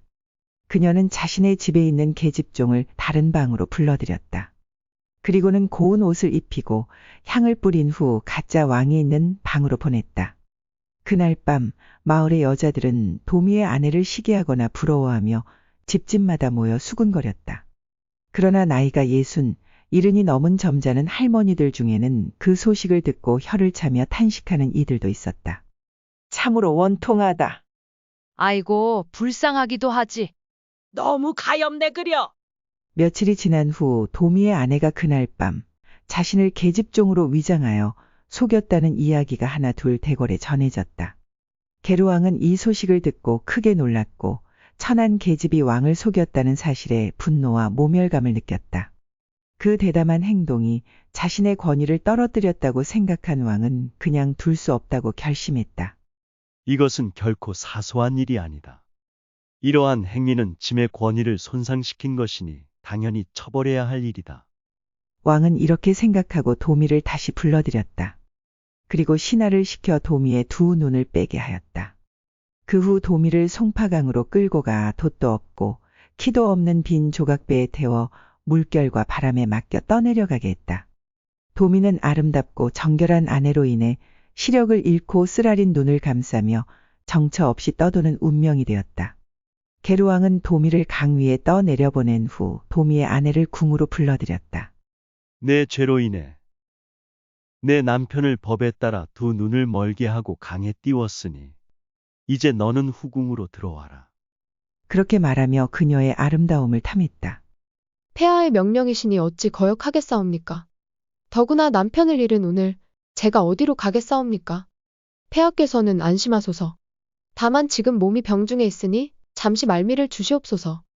도미의 아내는 왕의 허락을 받고 궁 밖으로 나왔다. 곧바로 강가로 달려갔지만 사랑하는 남편이 탄 배는 보이지 않고 물소리만이 슬프게 들려왔다. 도미의 아내는 목 놓아 통곡하며 남편의 자취를 애타게 찾았으나 남편의 배는 강 위에서 영영 사라져 보이지 않았다. 그때 어찌된 일인지 주인 없는 배 한 척이 그녀 앞에 떠내려왔다. 그 배는 물길을 따라 더는 흘러가지 않고 눈앞에 한참을 멈춰 있었다. 아, 이게 무슨 일인가? 이 배는 누구의 것이지? 도미의 아내는 이렇게 생각하다가 문득 깨달음을 얻었다. 그래, 이건 천지신명이 나에게 주는 계시인가 보다. 남편이 이 강 위에서 죽음을 맞이했으니 나 또한 이 강을 떠나 어디로 갈 수 있겠는가? 도미의 아내는 망설임 없이 그 배에 몸을 실었다. 배는 끝없이 넓은 바다를 향해 항해를 계속했다. 시간이 얼마나 흘렀는지 가늠할 수 없던 어느 순간 도미의 아내가 잠에서 깨어났다. 그때 그녀의 눈앞에 나타난 것은 천성도라는 섬이었다. 도미의 아내가 그 섬에 발을 딛자 놀랍게도 강가의 푸른 언덕에 사랑하는 남편이 무심하게 누워 있었다. 두 사람은 서로를 꼭 껴안고 하늘을 향해 통곡하며 울음을 터뜨렸다. 이후 신선한 산초를 따서 허기를 달랜 그들은 다시 배에 올라탔다. 우리의 고국인 백제는 더 이상 우리가 살 곳이 아닙니다. 우리에게 해준 것 하나 없이 결국 당신 눈만 멀게 했네요. 두 부부는 무정한 고국 백제를 뒤로하고 멀리 이웃나라 고구려로 떠나 산 아래 작은 움막 하나를 짓고 살기로 했다. 그리하여 도미의 아내는 눈이 없는 남편의 손목을 이끌고 마을과 마을을 돌아다니며 함께 행복한 여생을 보낸 후 저 세상으로 떠났다고 전해진다. 오랜 옛날 작고 가난한 마을에 길동이라는 노총각이 살고 있었습니다. 그는 병든 어머니를 돌보며 힘겹게 생활하고 있었죠. 어느 날 길동은 어머니를 위해 약초를 캐러 산으로 떠났습니다. 산속 깊은 곳에서 약초를 찾고 있던 중이었죠. 그런데 갑자기 깊은 산속에서 뜻밖의 광경이 펼쳐졌습니다. 하얀 소복을 입은 처녀가 쓰러져 있는 것이었죠. 여보시오, 정신 좀 차려보시오. 길동은 처녀를 흔들어 깨우려 했지만 처녀는 의식이 없었습니다. 처녀의 가슴에 귀를 대어보니 다행히 심장은 뛰고 있었습니다. 길동은 처녀가 기력이 다해 쓰러졌다고 생각하고 급히 집으로 데려갔습니다. 집에 도착한 길동은 처녀를 방 안에 눕히고 입에 물을 넣어주었습니다. 얘야, 이 처녀는 누구냐? 어머니가 물었습니다. 산속에서 쓰러져 있는 것을 발견하여 데려왔습니다. 길동이 대답했습니다. 어머니는 이처럼 아름다운 처녀가 어찌하여 산속에 쓰러져 있었는지 안타까워하며 처녀를 돌보았습니다. 길동은 잠든 처녀를 지그시 바라보았습니다. 그녀는 마치 천사처럼 아름답고 고운 모습이었습니다. 처녀를 보고 있자니 길동의 가슴이 두근거리며 설레는 감정이 밀려왔죠. 하루가 지나자 드디어 처녀가 눈을 떴습니다. 정신이 좀 드십니까? 길동이 물었습니다. 여기가 어디죠? 처녀가 되물었습니다. 우리 집입니다. 산속에서 쓰러져 있는 당신을 제가 발견하고 데려왔습니다. 정말 저를 구해주셨군요. 이 은혜를 어떻게 갚아야 할지 모르겠어요. 괜찮습니다. 이렇게 깨어나 주셨으니 그걸로 충분합니다. 길동의 심장은 점점 더 빠르게 뛰기 시작했습니다. 큰 눈망울을 가진 처녀를 바라보자 길동의 마음은 설레임으로 가득 찼습니다. 며칠 동안 아무것도 먹지 못해 배가 고픈데 먹을 것을 좀 주실 수 있을까요? 당신이 깨어나면 주려고 준비해둔 것이 있습니다. 길동은 서둘러 부엌으로 가서 마지막 남은 보리밥을 가져와 처녀에게 주었습니다. 처녀는 순식간에 보리밥을 먹어 치웠고 이제는 조금 살아난 듯한 표정을 지었습니다. 어떻게 깊은 산속까지 가게 되었습니까? 길동이 물었습니다. 이야기하자면 좀 길어요. 자세한 건 나중에 말씀드릴게요. 처녀가 답했습니다. 알겠습니다. 편할 때 말씀해 주십시오. 그럼 이름이라도 알려주실 수 있습니까? 제 이름은 연화예요. 처녀가 말했다. 정말 아름다운 이름이네요. 길동이 말했다. 시간이 흘러 연화의 몸 상태가 좋아지자 길동은 그녀를 데리고 벚꽃이 만발한 들판으로 나갔습니다. 와, 벚꽃이 정말 예쁘게 피었네요. 연화는 환하게 웃으며 말했다. 기쁜 마음에 연화는 들판을 자유롭게 뛰어다녔습니다. 그러다 멍하니 자신을 바라보고 있던 길동을 보았습니다. 그녀는 길동에게 다가가 그의 손을 잡아 끌며 함께 뛰었습니다. 두 사람은 넓은 들판을 뛰어다니며 즐거운 시간을 보냈습니다. 그러던 중 길동이 돌뿌리에 걸려 넘어지고 말았습니다. 그 순간 연화도 같이 넘어져 길동의 품에 안기게 되었습니다. 길동이 누워서 연화의 눈을 바라보니 천사가 따로 없었습니다. 시간이 멈추고 벚꽃향이 주위를 가득 채웠습니다. 그때 연화의 입술이 천천히 내려오더니 길동의 입술에 닿는 것이었습니다. 길동은 잠시 당황했지만 난생 처음 느낀 부드러운 감촉에 황홀한 기분이 들었습니다. 그렇게 두 사람은 벚꽃이 만발한 나무 아래에서 소중한 추억을 쌓았습니다. 길동은 마치 하늘을 나는 듯한 기분을 느꼈습니다. 평생 장가가는 것은 꿈도 못 꾸며 살아왔는데 천사보다 아름다운 처녀와 사랑을 나누다니 길동은 그 기쁨을 말로 다 할 수 없었습니다. 즐거운 시간을 보낸 두 사람은 함께 집으로 돌아왔습니다. 집으로 돌아오는 내내 연화는 길동의 팔짱을 끼고 환하게 웃으며 무척 행복해 보였습니다. 길동 역시 그런 연화를 보며 한없는 행복감을 느꼈습니다. 태어나 이렇게 행복했던 순간은 없었고 길동은 마치 천국에 있는 것만 같았습니다. 하지만 집에 돌아오니 길동과 연화 그리고 어머니는 먹을 것이 없다는 현실을 마주해야 했습니다. 마지막 남은 보리밥을 연화에게 먹였기 때문이었죠. 결국 세 사람은 배를 굶으며 잠자리에 들 수밖에 없었습니다. 다음 날 아침이 밝자 길동은 산으로 나무를 하러 갔습니다. 길동은 나무를 팔아야 어머니와 연화에게 식사를 제공할 수 있기에 아침 일찍 산으로 올라갔습니다. 그는 나무를 베면서도 연화 생각에 마음이 가벼웠고 콧노래가 절로 나왔습니다. 이렇게 행복할 수가 없었죠. 순식간에 나무 한 짐을 모은 길동은 나무를 지고 장터로 향했습니다. 나무를 판 돈으로 보리쌀을 사서 콧노래 부르며 집으로 돌아가고 있었습니다. 그때 갑자기 거친 목소리로 어이 형씨, 손에 든 보리쌀을 순순히 내놓고 가게나. 장터 거지들이 나타나 보리쌀을 빼앗으려 했습니다. 이건 안 됩니다. 이걸로 우리 어머니와 연화에게 밥을 해줘야 합니다. 길동이 애원했습니다. 그건 우리가 상관할 바 아니고 좋은 말로 할 때여서 내놔. 거지들은 길동을 몰아붙였습니다. 길동이 끝까지 저항하자 거지들은 결국 그를 때리고 보리쌀을 강제로 빼앗아갔습니다. 어머니와 연화에게 줄 보리쌀을 잃은 길동은 하늘이 무너지는 것만 같았습니다. 오늘도 어머니와 연화가 굶게 될 것을 생각하니 길동의 가슴이 찢어질 듯 아팠습니다. 눈물이 두 볼을 타고 흐르는 길동은 힘없이 집으로 돌아왔습니다. 연화는 반갑게 맞아주며 말했습니다. 어서 오세요. 일하느라 힘드셨죠? 어서 씻고 저녁 드세요. 어머니는 식사하시고 주무십니다. 길동은 깜짝 놀라며 방문을 열고 들어갔습니다. 그곳에는 흰쌀밥에 고기까지 차려져 있었습니다. 아니, 이게 다 어떻게 된 일이요? 길동이 물었습니다. 잠시 장에 나갔다가 사왔어요. 연화가 답했습니다. 돈도 없었을 텐데 어떻게 산 거요? 그건 때가 되면 말씀드릴게요. 식기 전에 어서 드세요. 길동은 연화가 차려준 밥을 맛있게 먹었습니다. 어떤 사연이 있는지 몰랐지만 일단 배불리 먹고 나니 기운이 났습니다. 다음 날 길동은 다시 산으로 나무를 하러 갔습니다. 나무를 팔고 돌아오는 길에 그 거지들이 또 나타났습니다. 이것만은 안 됩니다. 제발 부탁드립니다. 빼앗지 말아 주십시오. 길동이 애원했습니다. 오늘은 빼앗으려 온 것이 아니네.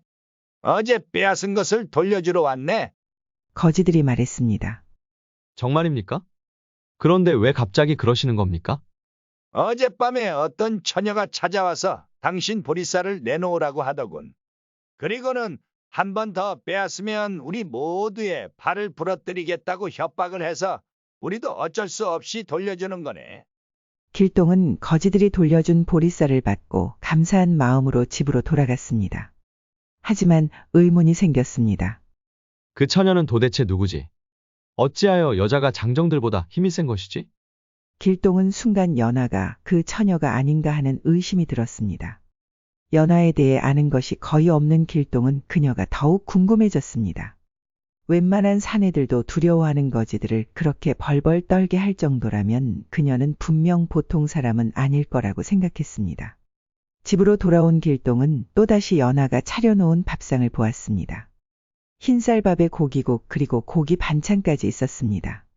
도대체 연화는 무슨 돈으로 이렇게 쌀과 고기를 살 수 있는 것일까? 길동은 속으로 생각했습니다. 오늘도 일하느라 고생 많으셨죠?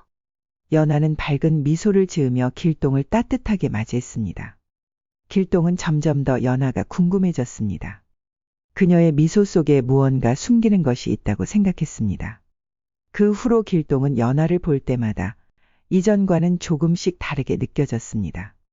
설레고 가슴 뛰는 감정도 사라져버렸습니다. 연화의 정체를 알 수 없다는 생각이 그의 마음을 복잡하게 만들었습니다. 그렇게 시간이 흘러 몇 달이 지나고 연화가 말을 꺼냈습니다. 집을 하나 마련했습니다. 어머니를 모시고 그곳으로 가시지요. 연화가 집을 마련했다는 말에 길동은 깜짝 놀랐습니다.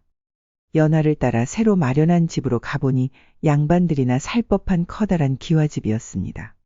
잠시 놀라움에 기쁨을 느꼈지만 길동은 점점 더 연화가 무서워지기 시작했습니다.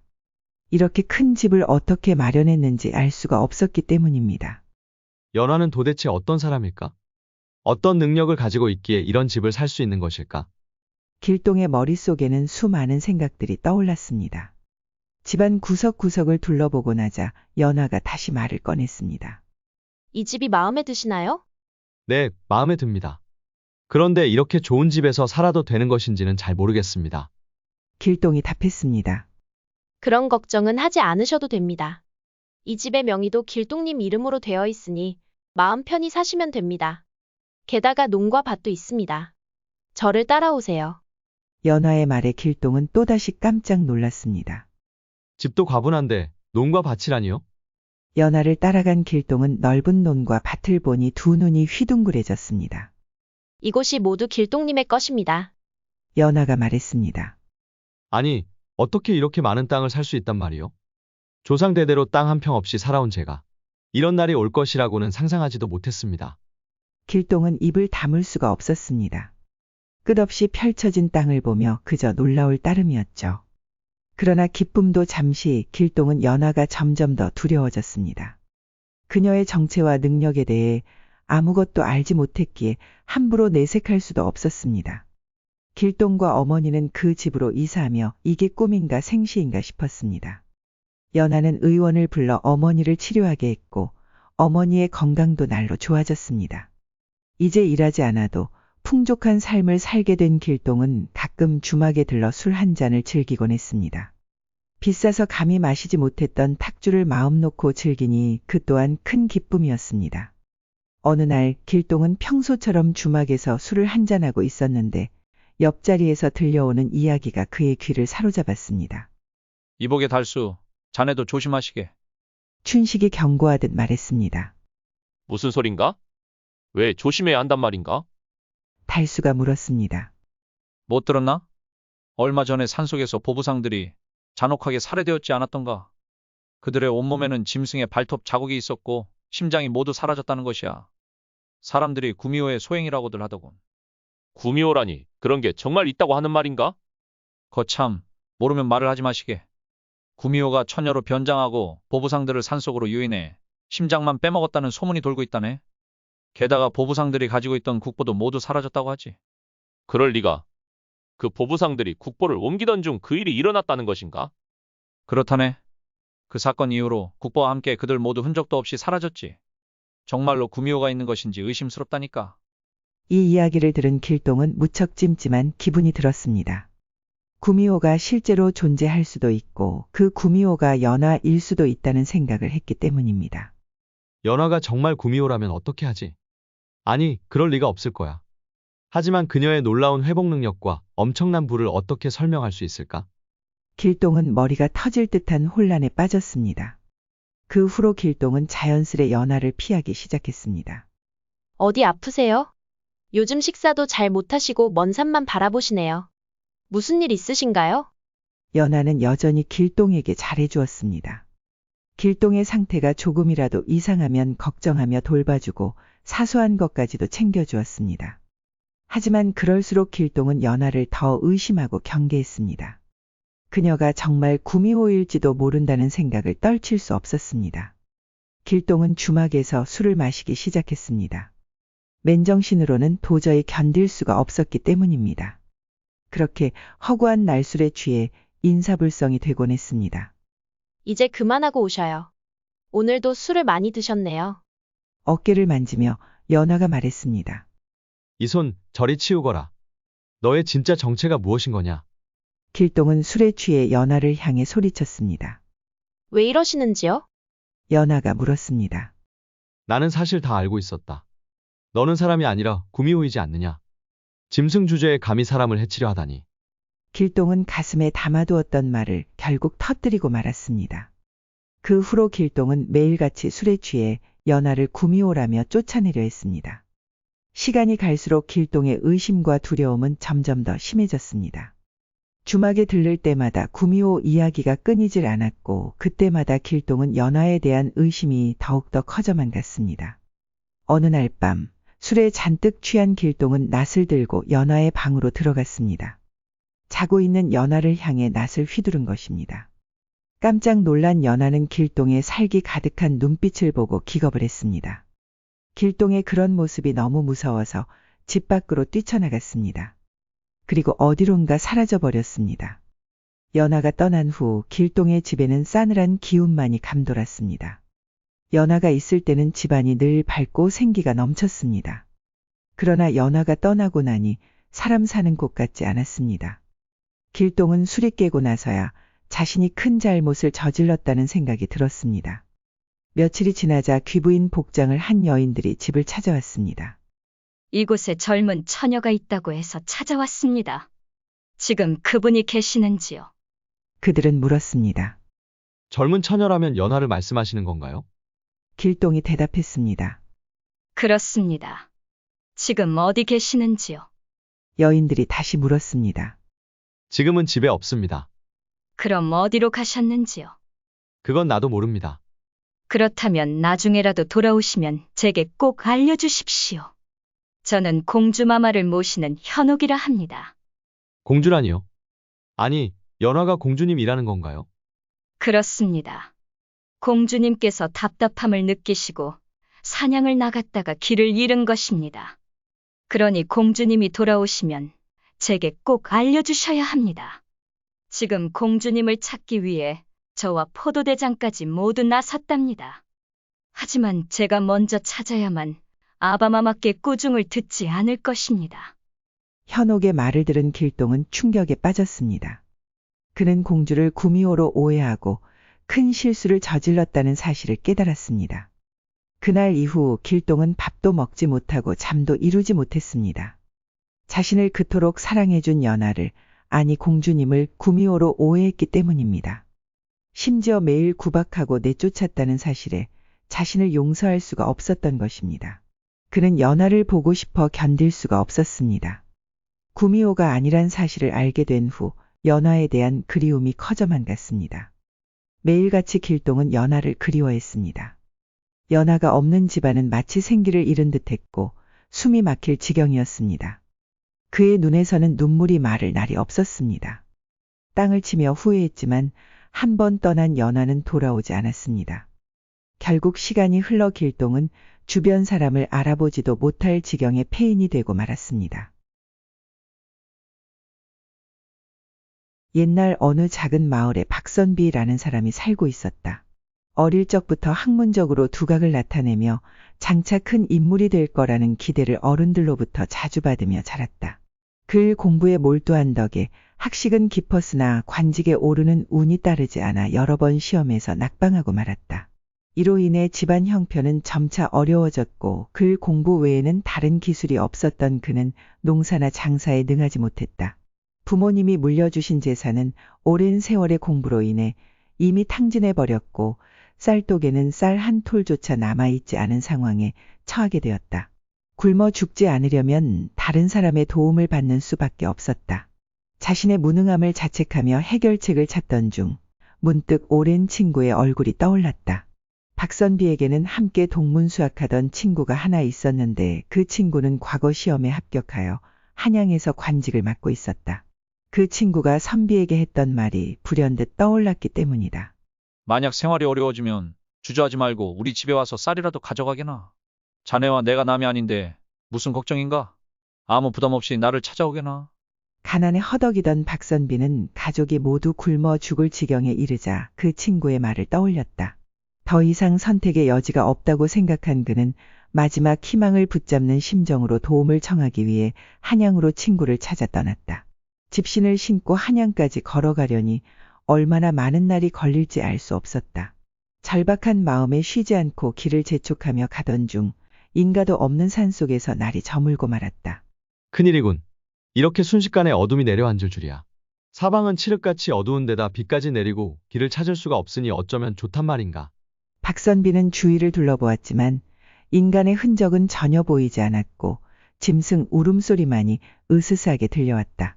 공포와 두려움이 점점 커져가던 박선비는 이성을 잃은 채 산속을 헤매며 걸었다. 점차 체력이 고갈되어 발걸음을 내딛는 것조차 버거워졌다. 사방이 짙은 어둠으로 덮인 데다 우거진 풀과 나무들이 시야를 가려 도대체 어느 방향으로 가야 마을이 나올지 감을 잡을 수 없었다. 여기서 죽는 건가 하는 생각이 스치며 정신이 아득해질 지경에 이르렀다. 바로 그 순간이었다. 저 멀리에서 희미하게 깜박이는 작은 불빛이 눈에 들어왔다. 선비는 비를 맞으며 미친 듯이 수풀을 헤치고 불빛을 향해 달려갔다. 그리고 예상치 못하게 깊은 산속과는 전혀 어울리지 않는 큰 대문이 있는 기와집이 눈앞에 나타났다. 급한 마음에 문을 두드리며 주인을 부르자 세상에서 보기 드문 아름다운 젊은 여인이 문을 열었다. 박선비는 길을 잃고 산속에서 헤매다 이곳에 이르게 된 사연을 설명하며 하룻밤만 머물 수 있게 해달라고 간절히 부탁했다. 처음엔 여자가 혼자 사는 집이기에 어렵겠다고 했던 그녀는 그의 간청에 마지못해 그를 집 안으로 들였다. 저 혼자 있는 집이라 거절하는 것이 맞지만 이 밤중에 다른 곳으로 가시기도 어려울 테니 어쩔 수 없네요. 들어오세요. 여인은 선비가 머물 방을 안내한 후 잠시 뒤에 저녁 식사를 차려왔다. 시장하실 테니 어서 드세요. 박선비는 여인이 준비한 밥상을 보고 놀라지 않을 수 없었다. 태어나서 한 번도 본 적 없는 귀한 음식들이 가득 차 있었다. 박선비는 깊은 산속에서 이토록 진귀한 음식을 대접받는 것이 의아했지만 배가 너무 고픈 나머지 의심할 여유도 없었다.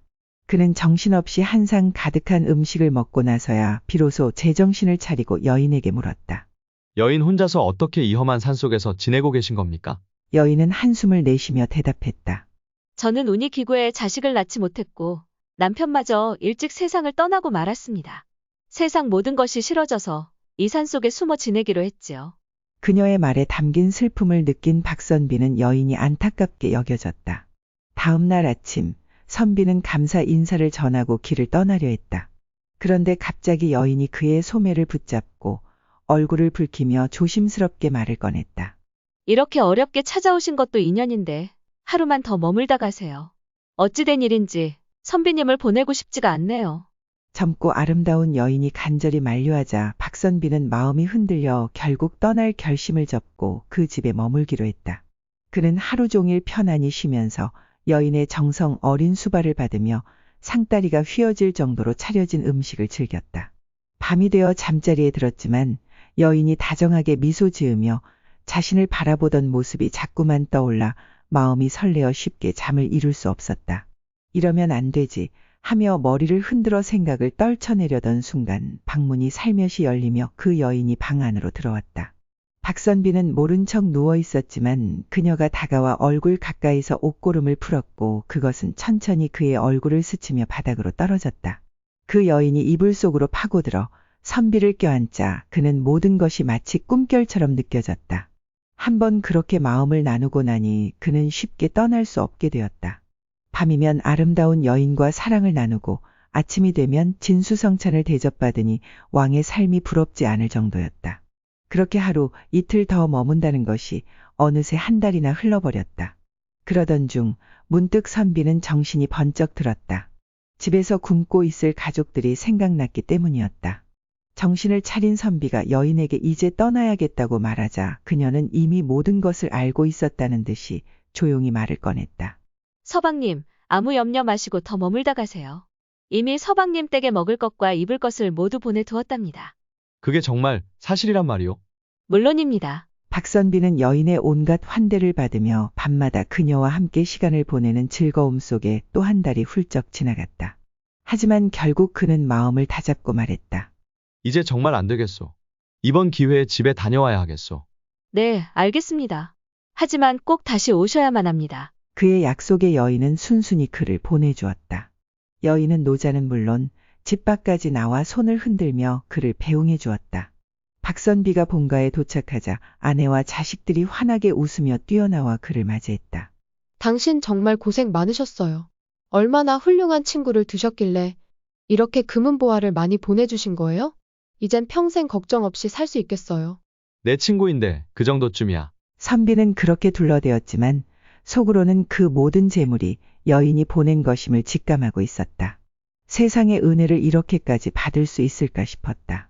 집에서 두어 달을 보내는 동안 선비의 마음속에는 자꾸만 그 아름다운 여인의 모습이 떠올랐다. 결국 참지 못한 그는 스스로에게 말했다. 사람의 도리로 봐도 가서 인사를 드리는 것이 마땅하지 않은가. 이렇게 스스로에게 명분을 만들며 선비는 다시 그 여인을 찾아 길을 떠났다. 박선비가 부지런히 발걸음을 재촉해 여인이 사는 집이 희미하게 보일 듯 말 듯 한 곳에 다다랐을 때였다.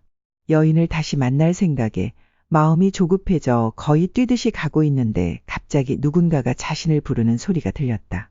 놀라서 뒤를 돌아보니 커다란 오동나무 아래에서 백발이 성성한 노인이 자신을 부르고 있었다. 이봐, 잠시만 멈추고 내 말을 들어보게나. 노인장께서는 누구십니까? 내 말을 잘 새겨 듣게. 나로 말하자면 하늘나라에 계신 자네 아버지의 오랜 친구라네. 그분의 부탁을 받아 이렇게 온 것이네. 자네 지금 산속에 홀로 사는 한 여인을 찾아가는 길이 아닌가? 박선비가 머뭇거리며 그렇다고 하자 노인이 심각한 표정으로 말했다. 자네 정말 큰일 날 뻔했네. 노인이 심각한 표정으로 말했다. 그 여자를 보면서 아무런 이상한 점을 느끼지 못했단 말인가? 그 여자는 사람이 아니야. 요괴라네. 천년을 산 구렁이가 변신한 것일세. 자네가 지금 그곳에 가면 그녀는 자네를 잡아먹을 준비를 하고 있을 거야. 구렁이는 사람을 잡아먹고 용이 되어 하늘로 올라가려는 거지. 이 말을 들은 박선비는 순간 얼굴이 하얗게 질렸다. 하지만 도저히 믿을 수가 없었다. 그렇게 아름답고 헌신적인 여인이 천년 묵은 구렁이라니. 말도 안 된다는 생각이 들었다. 노인은 선비의 망설임을 눈치채고 말했다. 믿기지 않거든 내가 시키는 대로 해보게나. 그 집에 도착하면 정문으로 들어가지 말고 몰래 뒷담을 넘어 방 안을 엿보게. 그러면 내가 한 말이 사실인지 아닌지 알 수 있을 걸세. 노인은 진지한 목소리로 말했다. 자네가 살 길은 단 하나뿐이라네. 그 구렁이가 눈치채지 않게 조용히 담을 넘어 나와야 하네. 마치 방금 도착한 것처럼 대문을 두드리게나. 그러면 그 구렁이가 다시 여자의 모습으로 변해 자네를 맞이하며 밥상을 차려 올릴 걸세. 그때 밥을 한술 더 입에 넣되 절대로 삼키지 말고 여자를 향해 그대로 뱉어버리게. 그래야만 자네가 죽음을 피할 수 있을 것이네. 꼭 기억하게나. 이 방법만이 자네를 살릴 수 있어. 백발 노인이 마지막 경고를 남기고는 순식간에 자취를 감추며 사라져버렸다. 선비는 여인의 집에 도착하자 문 앞에서 잠시 망설였다. 노인의 말이 계속 떠올랐기 때문이다. 그는 조용히 집 뒤로 돌아가 담을 넘어 들어갔다. 긴장된 손끝으로 문풍지에 작은 구멍을 내고 안을 살펴보았다. 놀랍게도 노인의 말대로 여인은 보이지 않았고 그 자리에 거대한 구렁이가 웅크리고 있었다. 선비는 공포에 사로잡혔지만 정신을 다잡고 다시 담을 넘었다. 대문 앞에 선 그는 잠시 숨을 고르고 떨리는 손으로 문을 두드렸다. 이내 전날과 다름없이 여인이 문을 열고 나왔다. 그녀는 환하게 미소 지으며 선비의 손을 잡았다. 서방님, 정말 돌아오셨군요. 어서 안으로 들어오세요. 선비는 방 안에 앉아 여인이 차려준 진수성찬을 마주했다. 여인은 전날과 마찬가지로 은은한 미소를 띤 채 섬세한 손길로 선비의 손에 숟가락을 쥐어주었다. 선비는 밥을 한 숟가락 떠서 입에 넣었지만 곧 깊은 고민에 빠져들었다. 밥을 뱉으면 나는 목숨을 구할 수 있겠지. 하지만 그 여인은 죽고 말 거야. 이 여인 덕분에 나와 가족이 목숨을 부지하고 호강을 누리게 되었는데. 그는 머릿속이 복잡했다. 여인의 은혜를 저버릴 수 없었지만 아버지의 말씀도 무시할 수도 없었다. 선비는 답을 찾을 수 없어 더욱 혼란스러웠다. 망설이던 선비는 이내 결심한 듯 여인의 얼굴을 한번 깊이 바라보았다.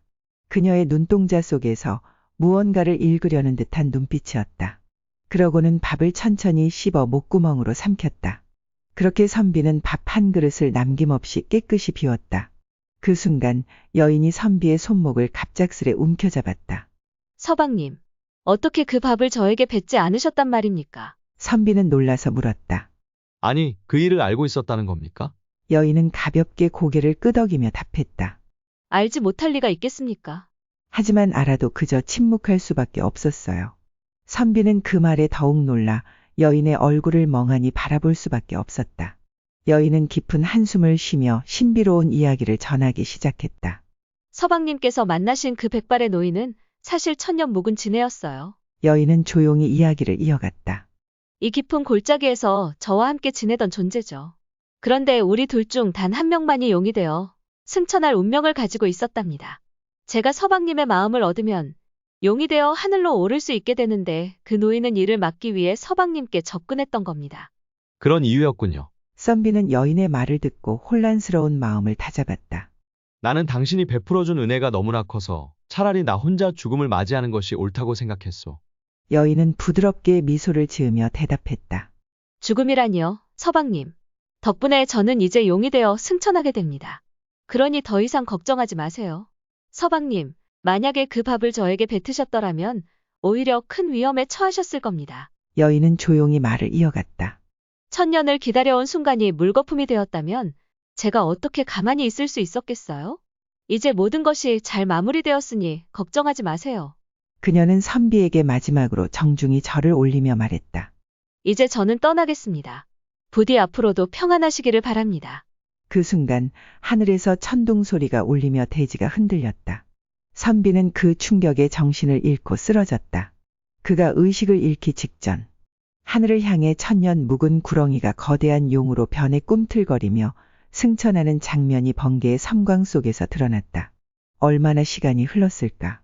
선비는 긴 시간이 지나고 정신을 차렸다. 눈을 뜨자 그가 있었던 기와집은 흔적도 없이 사라지고 자신은 거대한 바위 위에 누워 있었다.